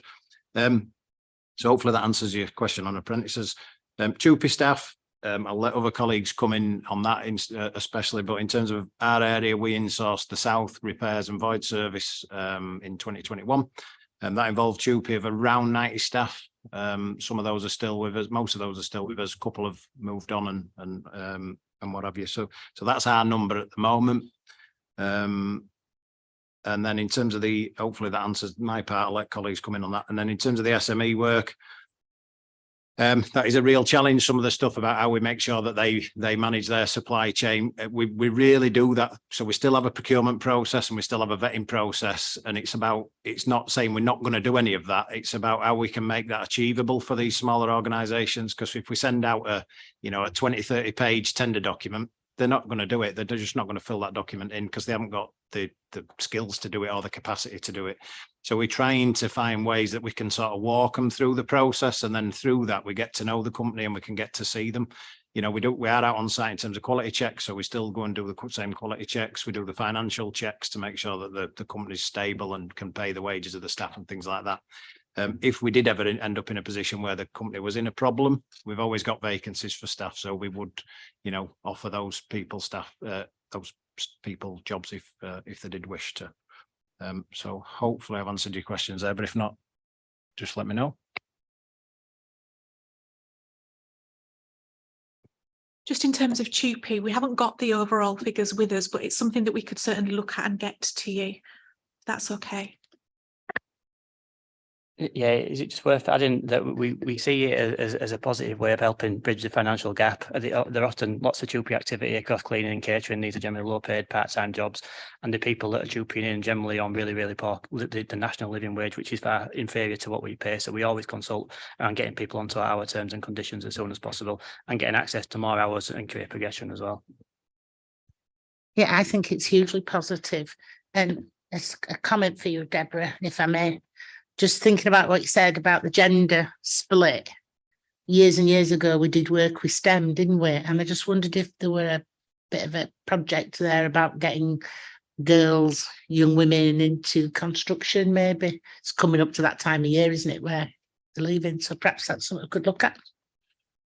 Good, thank you. Councillor Cooper's nodding, so we'll take that as a comment. Thank you, Councillor Burke. I'm going to bring in Councillor Anderson next. It's on the cleaning in the retirement living complexes. There appears to have been a reduction in service. Now, is that because housing have reduced the amount that they're willing to pay for the service, or are there other reasons why the number of complaints I'm getting are increasing? What do you put that down to? Budget pressure fine would be a perfect example. I'm not saying that you've not got reasons, but what would you put it down to? If I come in there, Councillor Anderson, I mean, there's not been any marked reduction in staff numbers across the retirement lives. It has been a really difficult couple of years for CEL, massively stretched. We're still with COVID absences and being able to recruit since Brexit and getting the numbers in. So if there are any specific instances, if you give me a shout and we'll look into them, there shouldn't be, and we always strive to do our best, but it has been a difficult 2 years across the industry. Thank you very much, Richard. Okay, Councillor Chapman. Thank you. I've got a few questions on Leeds Building Services and one on Presto or a potential suggestion. But first of all, the majority of the income is internal from the council departments. Do we do that as a markup or cost recovery? Is one question. And then maybe linked to that is adaptations. Now, the report refers to us doing it in council housing. Who does the installation into the homes of people, private housing, where they need those adaptations? And what do we do with the equipment afterwards? I've got a specific example in mind, but if it's not relevant to CEL, then I can pick it up elsewhere. So that's sort of two. Then another two that are grouped together is the backlog maintenance in civic buildings. How do we prioritise that budget? It says it's 3 million across the city. It'd be interesting for some of us to see how that is allocated and what influence we can have as elected members, if any. And then also, how do we manage those properties, both as civic buildings and council housing? Are they managed holistically? So when we do the roofs, we do the windows, we do the doors, do we also look at the interior and do them at the same time? Or are we constantly sending different people out at different times to do different work, which in a civic building may be okay or not, depending on how operational it is. But in council housing, it's pretty disruptive for residents to have people turning up every week, trying to do something else, and quite often out of sequence. So, for example, I've had a damp and mold situation where I've had decorators turning up to paint a wall that hasn't been treated. So they're just going backwards and forwards. So I guess it's just, how do we look at those properties in general? And then the last one is about Presto. And it may not be Presto, but I know Presto offer a service on market stalls, which is actually oversubscribed because I can't get any for the weekends that I want them. But I was wondering about how, if that could be extended as a service. We must spend a lot as a council on community events. It comes out of our wellbeing budgets generally. Things like hiring in patio chairs and patio tables and for events. Is that something we can look at as a council as providing a service, so that the money that we spend as community committees goes back into the council and not to external providers? So that might be a bit left field, but it's something that bothers me, and as Presto's been brought up, and they do provide that market stall service. I think it's something worth looking at. Thanks for that. Could I apologise? I didn't quite catch your first question just on the income, sorry. Yes, it was just, do we charge, what do we charge the other parts of the council? Do we charge them a markup or a profit? Is it a profit that you make on the council, or is it a cost recovery exercise? Thank you. Yeah. So in terms of the income, yeah, the vast majority of our spend, probably 2/3, 3/4 is for housing. And then the rest is for other departments, schools, CPM, some of the SEAQ work and things like that, that we have across the council. We do charge a surplus on top of the work. So our budget that we have, we're a net managed budget. So all of our costs have to be recovered through charging, and then we generate a surplus on top. So we're generating a return of around 10 million at the moment, based on around 70 million of income is how the LBS business model works at the moment. So it's a fairly hefty return on a business our size or service. So hopefully that answers that one. In terms of adaptations, yeah, so LBS, we deliver the council adaptations, or the vast majority of it. There are some small bits that get done externally, direct for the adaptations team over in housing and communities. In terms of who does that, they're external contractors, because I believe in that process the homeowner has an option. So I think they can get options and then decide who they wish to work with. It is an area that we've potentially discussed. However, at the moment, with the pressures we're facing and the need to get the current services right, we're focusing on stabilising what we've got and getting our services where we want them to be at the moment, clearing some of the backlogs still. So in terms of that and the kit, I can't answer the question on what happens with the equipment after that. I'm sorry, I don't know beyond that. For private anyway, I know what happens in the council ones. Yeah, it might be a housing and environment scrutiny board question. Yeah, in terms of the kit that we install, we do remove and store some equipment, stairlifts, for example, if they need removing from a property. So we do some of that with colleagues in housing. CPM backlog, I'll let Richard talk about if come back to that one, if that's all right, and I'll just skip to the building management one. Different type of work and things like that. So that's all around the planning and scheduling. It does vary service on service. So in terms of the planned works that we do for housing, it is very elemental. So the property will have a stock condition survey, and each of the components will have a lifespan. So it might be that we're going to do windows and doors 1 year. It might be the kitchen gets replaced a couple of years later. And all that's determined again by colleagues over in strategy and investment that work out that programme. Do appreciate that might be inconvenient for residents, certainly so if you're having major works done. However, we have to maximise the lifespan of these components to maximise the budget and try and reduce those costs accordingly. In terms of the minor works that you just referred to there, that's a planning issue. So that would be something I'd be taking away to my teams. Significantly under pressure in repairs at the moment, especially with damp and mould, as you've just touched on. I've seen huge increases in demand. Repairs have gone up 20 to 25% in recent months. So that's having a huge strain. It should be planned accordingly, and each repair should be looked at in that manner. It's difficult holistically because of the way people raise repairs. If a tenant phones up 3 times in 3 days, they will be 3 separate repairs. And logically, you'd say, well, you should see that and be able to plan it. But we're receiving over 2,500 repairs a week. At the moment, it's probably about 2,700 a week. So it's huge volumes that we're dealing with. But example that you've just gave there, that's, yeah, hands up on that one. That does sound like an error on our part. It should be, yeah, the mold is treated, and then you would have the follow-on equipment. We are working just on that. Don't want to get into the damp and mold, because that's probably one again for housing, but huge amount of work on that. Obviously, report was tabled at exec board recently on that, so people have probably had sight, but we are fully focused on that and committed to getting that right within the city. We do recognise that that's a huge priority for us all, so we are working on that. Thanks, Councillor Chapman. From a corporate property management perspective for corporate buildings, then I can only speak historically because that budget's now been transferred to Polly Cook's SEAQ team, and for that very same reason, so that we can have a more strategic review of what we do. So when we're doing decarbonisation products like heat pumps and solar panels, then we can look at the life cycle of the building and meet up with asset management about the future of that building.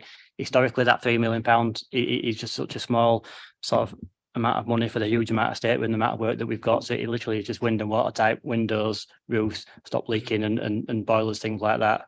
It's been difficult to sort of put together a forward programme for whole buildings with such a small sum. So moving forward, I think Polly's got her eye on that and is looking at a more strategic plan going forward for these buildings based on intelligence from users and sort of condition surveys and things like that.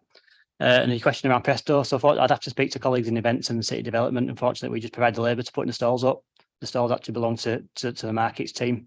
So I'm more than happy to go away and have a chat with them around it all. I'm presuming availability wasn't because they were using them for the city centre markets or something. Or yeah.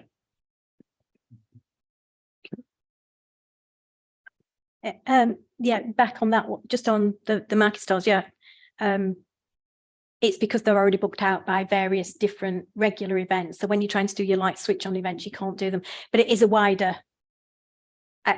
If it's with events and city development, then I can pick it up with them. But I think there is an opportunity there where we could at least keep money in the council as opposed to giving it to.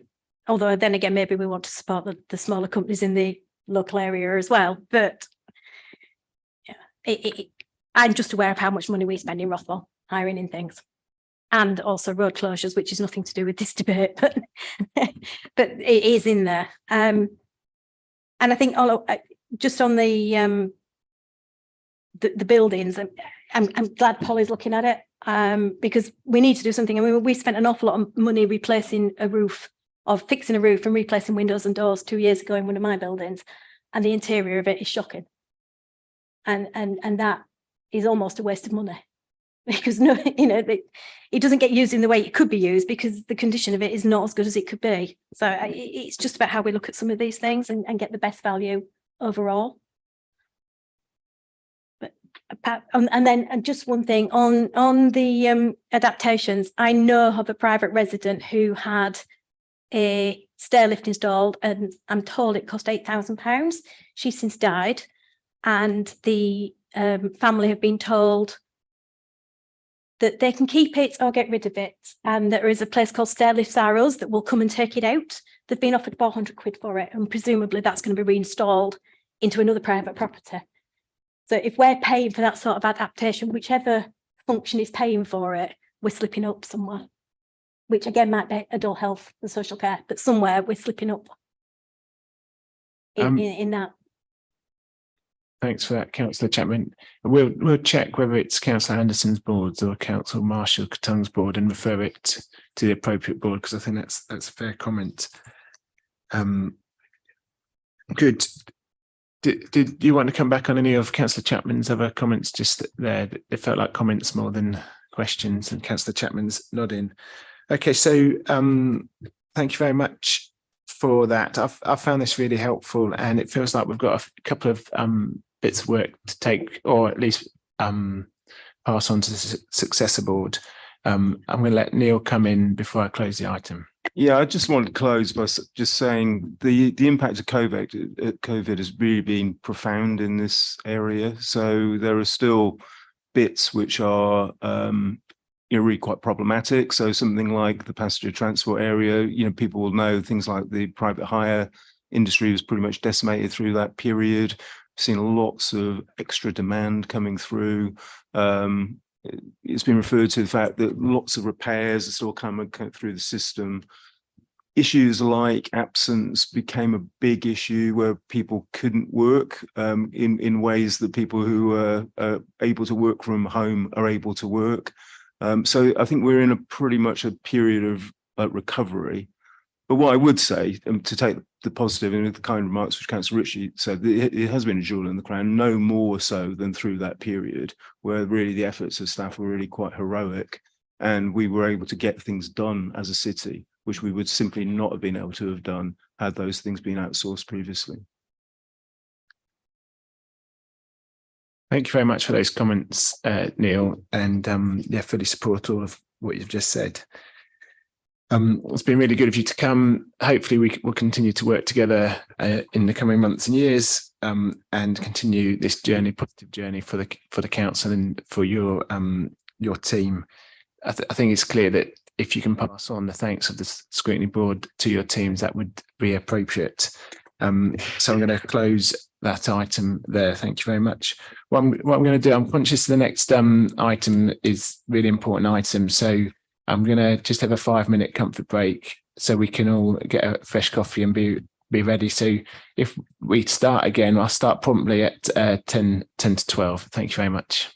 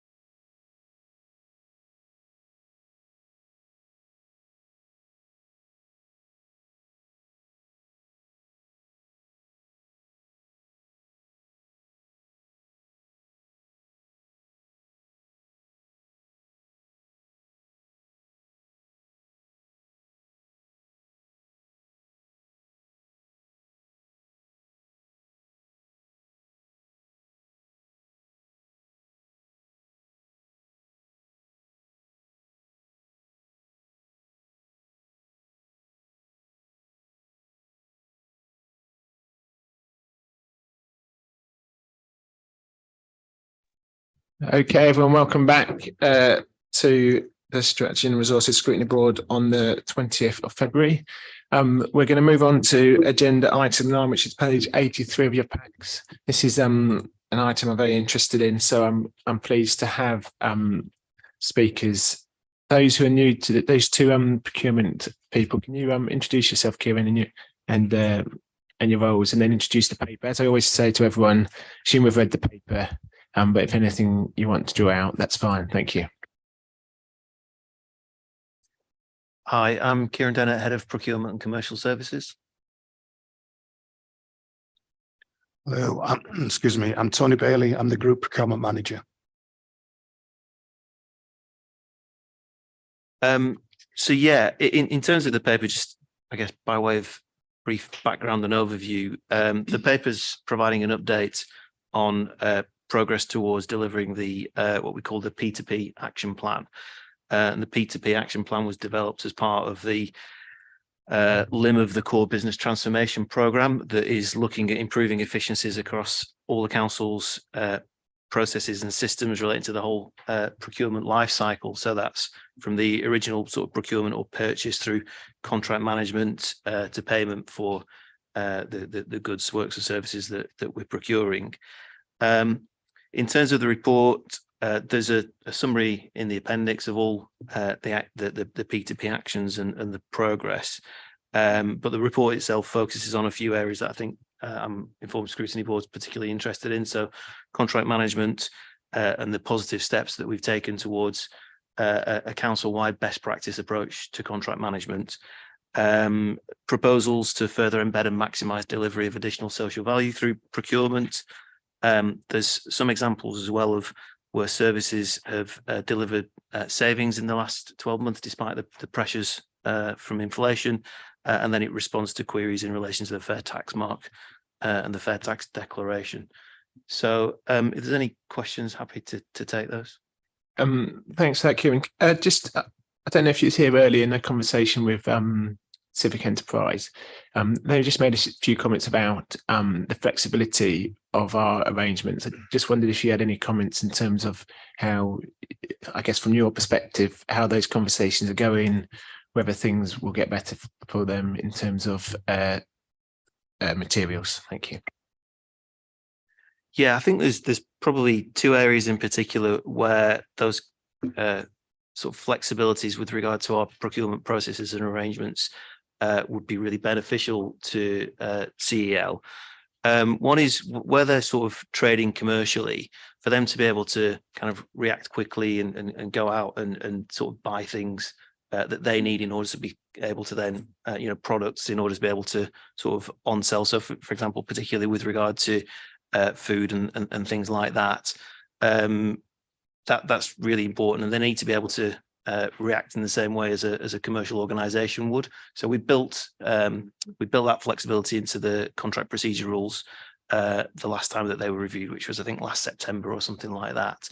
The other area where I think we've got conversations that are scheduled actually for this week is in relation to and I think we touched on it in the meeting about SMEs and being able to use them a bit more flexibly. So in terms of the contract procedure rules, they're in place to make sure that we're delivering best value, to make sure that we've got good controls and governance in place. But there is a balance for those sort of relatively low value works, which we're going out to market for, and there perhaps isn't necessarily a framework or a contractual arrangements in place, and we need to respond quickly. And being able to bring in SMEs as well, I think is something that we ought to be looking at in a bit more detail. And we've touched on it in the report that I've produced about some of the things that we are looking to push forward on. But yeah, in terms of the CEL position in particular with regard to LBS, I think finding that balance in terms of having the right approach to governance and the right approach to sort of controls with regard to our spend, but also allowing that flexibility for relatively low levels of spend for them to be able to react quickly is something that we can improve. And as I say, we've got a conversation scheduled for later in the week to look at sort of pulling together a strategy in that respect. Thank you for that. as you know, procurement comes here often, so I'm sure the successor board will ask you about progress on that. Are there questions from members? I can't see anyone indicating immediately, so I will come in. So on page 85 of the pack, there's the project management point. It says circa 50%. I guess what do you think is the barrier to directorates making sure the management software is being used and run? And I guess, do we believe it's effectively being used to save money where it is being used? Thank you.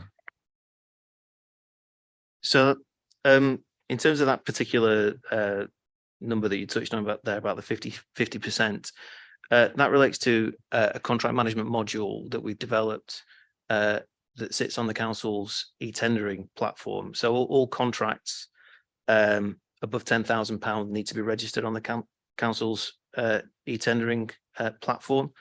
The contract management module is an addition to that, which we launched in October last year. So I suppose the first point in terms of, you know, why are we only at sort of 50% completion with regard to contracts that have been had the information completed on the contract management module.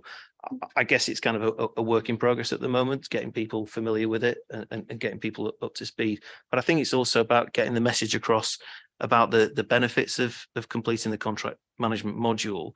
The first of those is that I think what we don't do enough is consider how a contract is going to be managed while it's being procured. So we'll go out and buy something, but if we're not able to make sure that we're able to effectively deliver it, then potentially we're spending money on things that we're not receiving value for. Other benefits of the contract management module are that it does help services to use it as a kind of quite a basic but a contract management system throughout the life of the contract. So it can act as a repository for documentation. It can act as a reminder for certain actions that need to be taken, such as, you know, regular liaison with the contractor or internal reviews of the contract. And then the third thing is it provides access to me and to the council corporately to information about contracts. So it helps us to keep an oversight of at a very high level of how a contract is being managed. So it's getting those messages across to services as to the benefits of using this module. I think there's probably also a bit of a fear factor from services. You know, staff are already stretched and already very busy, and the idea of doing something else on top of their day job, I think, is something that you know, probably puts people off to a degree. I suppose what I would say to that, though, is that in terms of completing the contract management module, we don't see that as being anything additional to what they should already be doing. So as somebody who's responsible for managing a contract, they should have a contract management plan in place, and this is effectively that.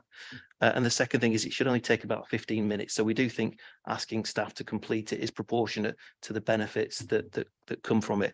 But yeah, I think it's a bit of a work in progress. It's getting those messages across, but we are seeing improvement, and certainly even over the last few weeks, buy-in from staff has been very, very positive. Thank you. And I think there's a space to say that certainly me and so hopefully the board are thinking we do need to manage our contracts really tightly, and as is a financial challenge, and we need to be watching all the procured contracts. This is one of our biggest spends as a whole, and so getting it right is really important. Okay, I'm going to bring in Councillor Flynn next. Thanks. Hi, Kieran. We've discussed this before, I think, on a number of occasions. Contract management, needless to say. I was absolutely astounded to see that the 300 members of staff are actually involved in it. And I would imagine that's probably one of the major reasons why there isn't a lot of consistency. And there is talk in the papers about there being little or no oversight on some of these contracts. And I just wondered if there was going to be any sort of transformation, being the in word nowadays, of the way in which we are addressing procurement. I mean, even before the problems over the cost of living and all the rest of it, there were very little savings forecast in the medium-term financial strategy on procurement, despite the fact there are £1 billion in contracts each year. I just wonder what your view was on the overall sort of management of procurement within the.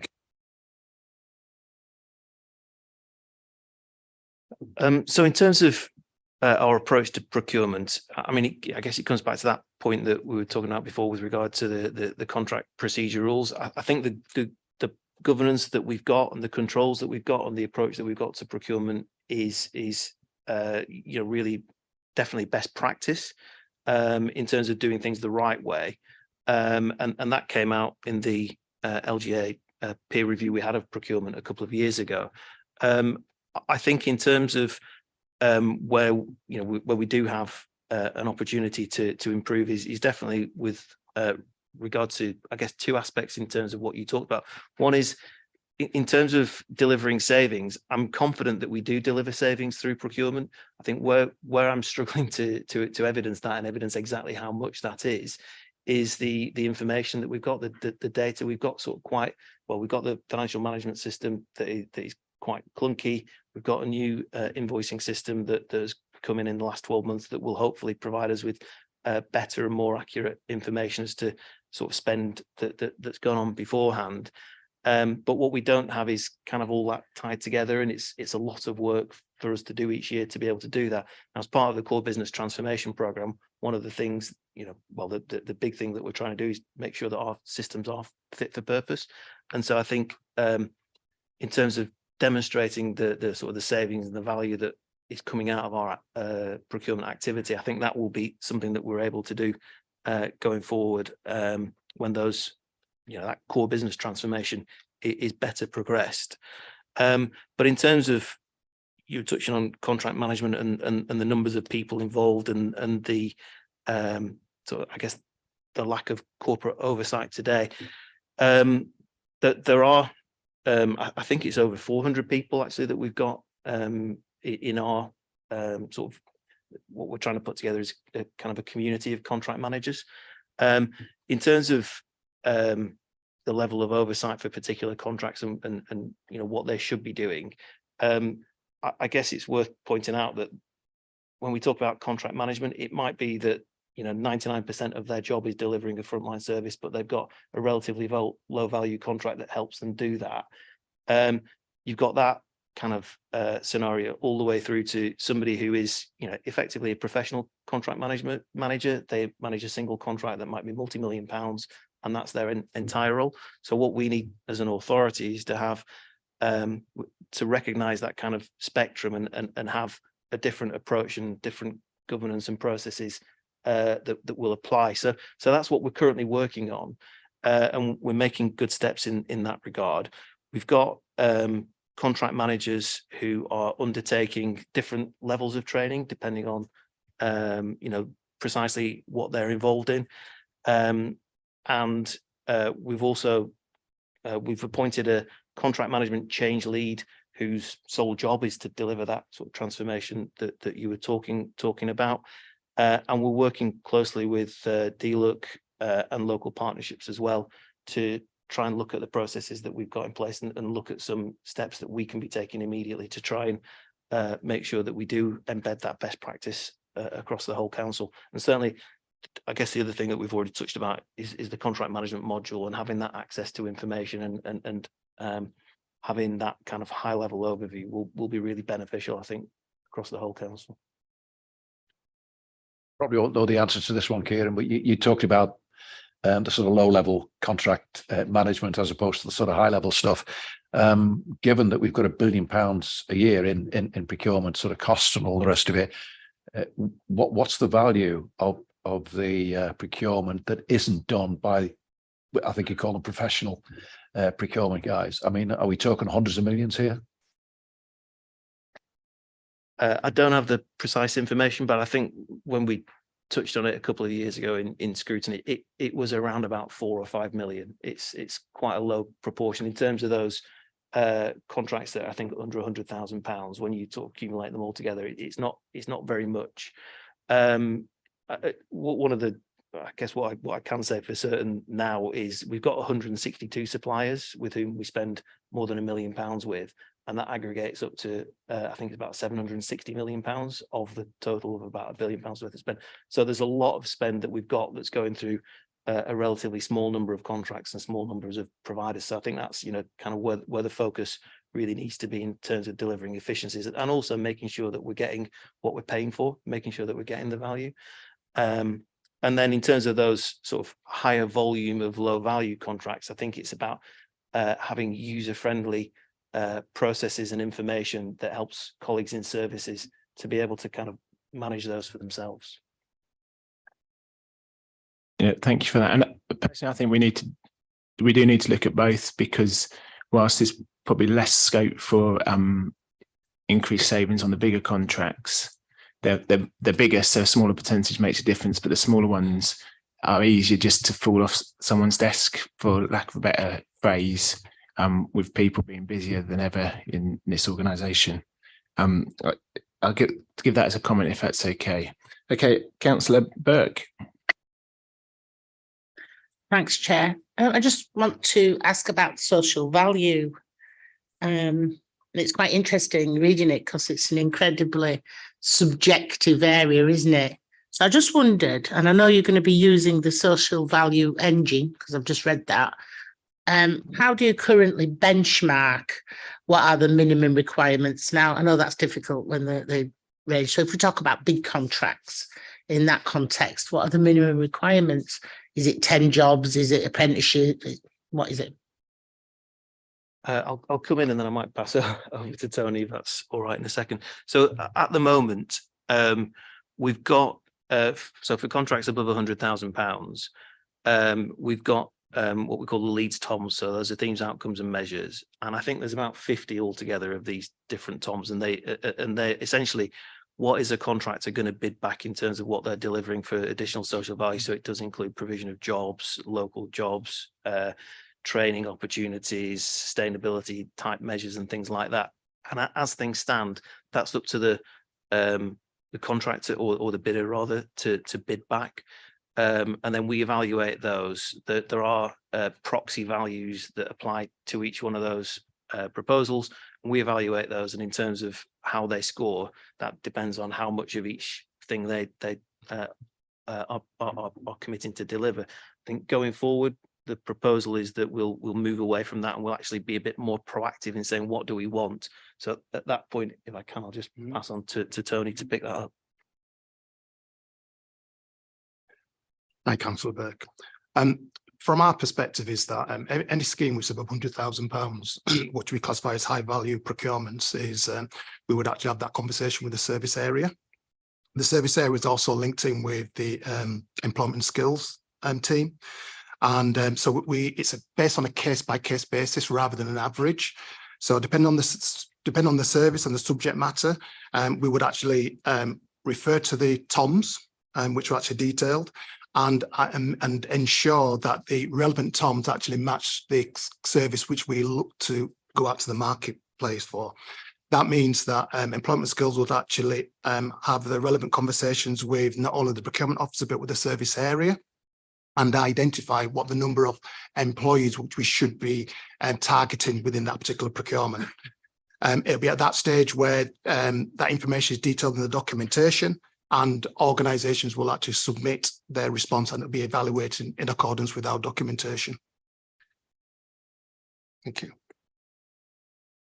Thank you. So there's no benchmark, there's no minimum level. For instance, what I'm getting at is you must produce, if you get £100,000, you must promise to employ 4 people, or you must, I'm making this up kind of thing.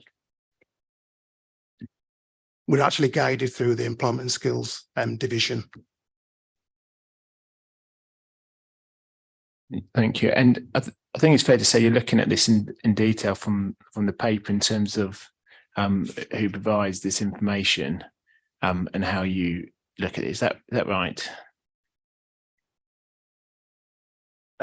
Yeah, so for when we receive the tenders, then that will be evaluated in detail, and in terms of what should be provided, as Tony was saying, we're going to be now more proactive in terms of ascertaining what should be provided before the procurement goes out than I think we have been previously.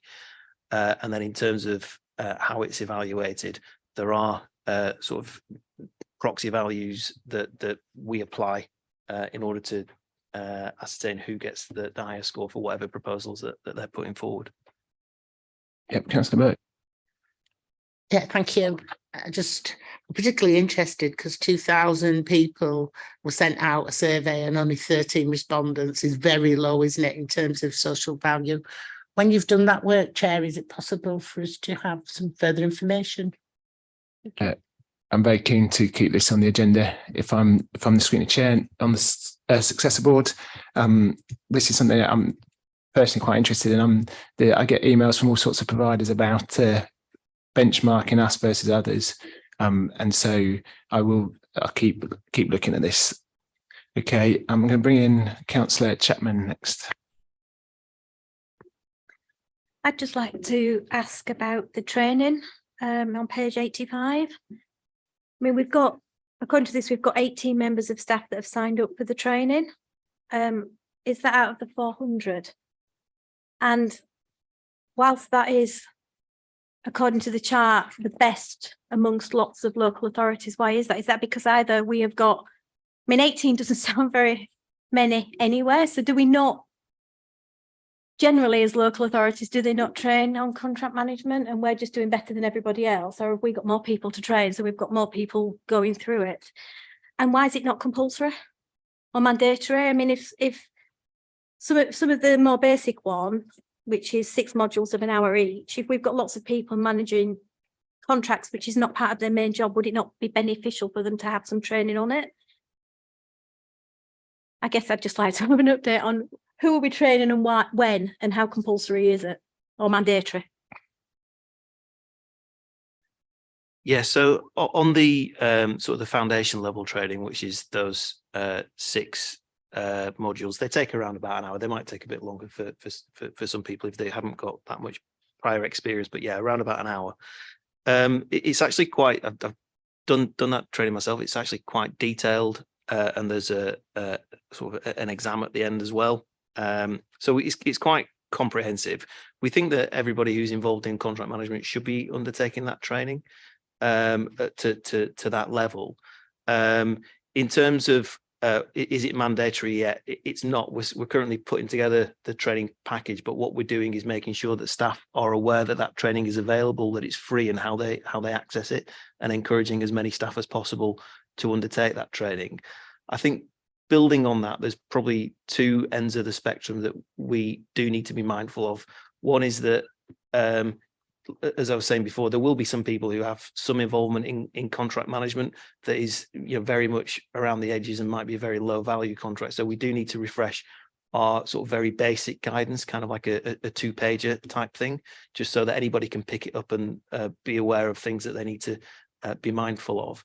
And then at the other end of the spectrum, which is where you get to this, the table or the graph rather that I've included in the report. These 18 members of staff, that the training that they're undertaking is essentially a sort of a project management qualification. It's very detailed and takes, I think it's something like 17. It's about 17 half days essentially of work that goes into it. So it is a lot of time out of someone's day. In terms of who is doing that, so we've got the 18 that started last summer. We've also got we've got a list of another, I think there's another 5 that are due to start in March, and then we've got another 15 on the waiting list as well to get onto that course. So it is something that's being taken up by a decent proportion of staff, and as I say, because it's almost the equivalent of a sort of a professional contract management qualification. We are sort of focusing that on people for whom it's pretty much their full-time job, or certainly a big proportion of their job. So out of those people, out of those 162 million plus contracts, how many of those people have had this training or similar training? We haven't sort of joined the dots on that yet, but we've certainly been targeting individuals that we know that are undertaking significant contract management activity. But that's certainly something I can pick up and feedback on. Yep, thank you. I think we'd like that. Councillor Chapman, do you have a follow-up question? Yeah, I was going to ask the same question, but I think it would be useful to know how many of our professional contract management or contract managers do have a professional qualification or accreditation. I think from the surveys that we've done, it's not many, to be honest with you, quite a few. So just a comment then, I think that's something we should be looking at. If we want to manage these contracts professionally, we need people that are trained and qualified to do that.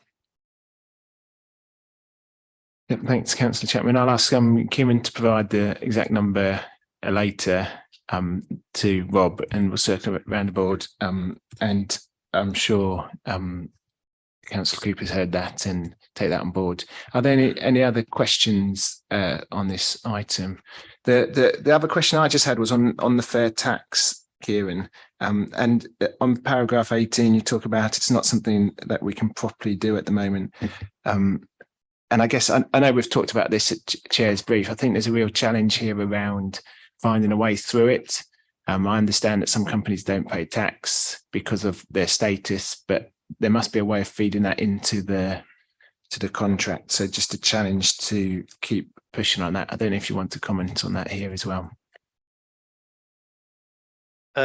Just I suppose in terms of the fair tax mark, I guess there's a couple of difficulties that I picked out in the paper, and I think that's recognised by the fair tax mark organisation themselves, that it's not something that you can properly evaluate. And then in terms of the other point, it focuses on corporation tax to be sort of fair tax accredited, and we do have some contracts with sort of organisations that don't or aren't obliged to pay corporation tax. So I guess that's the difficulty in that respect. But I think we will certainly try and continue to push to make sure that our contractors are paying the tax that is due, and that's definitely something that will be an area of focus for us.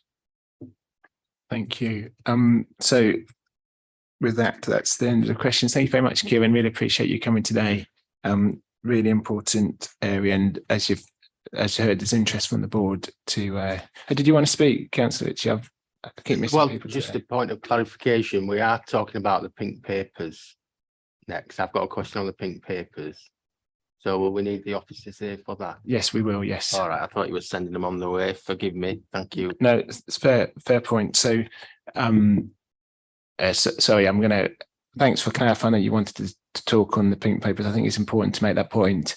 I'm afraid I'm going to have to ask you to stay until the end. I think technical reasons, it's easier to do it at the end rather than pausing in the middle again.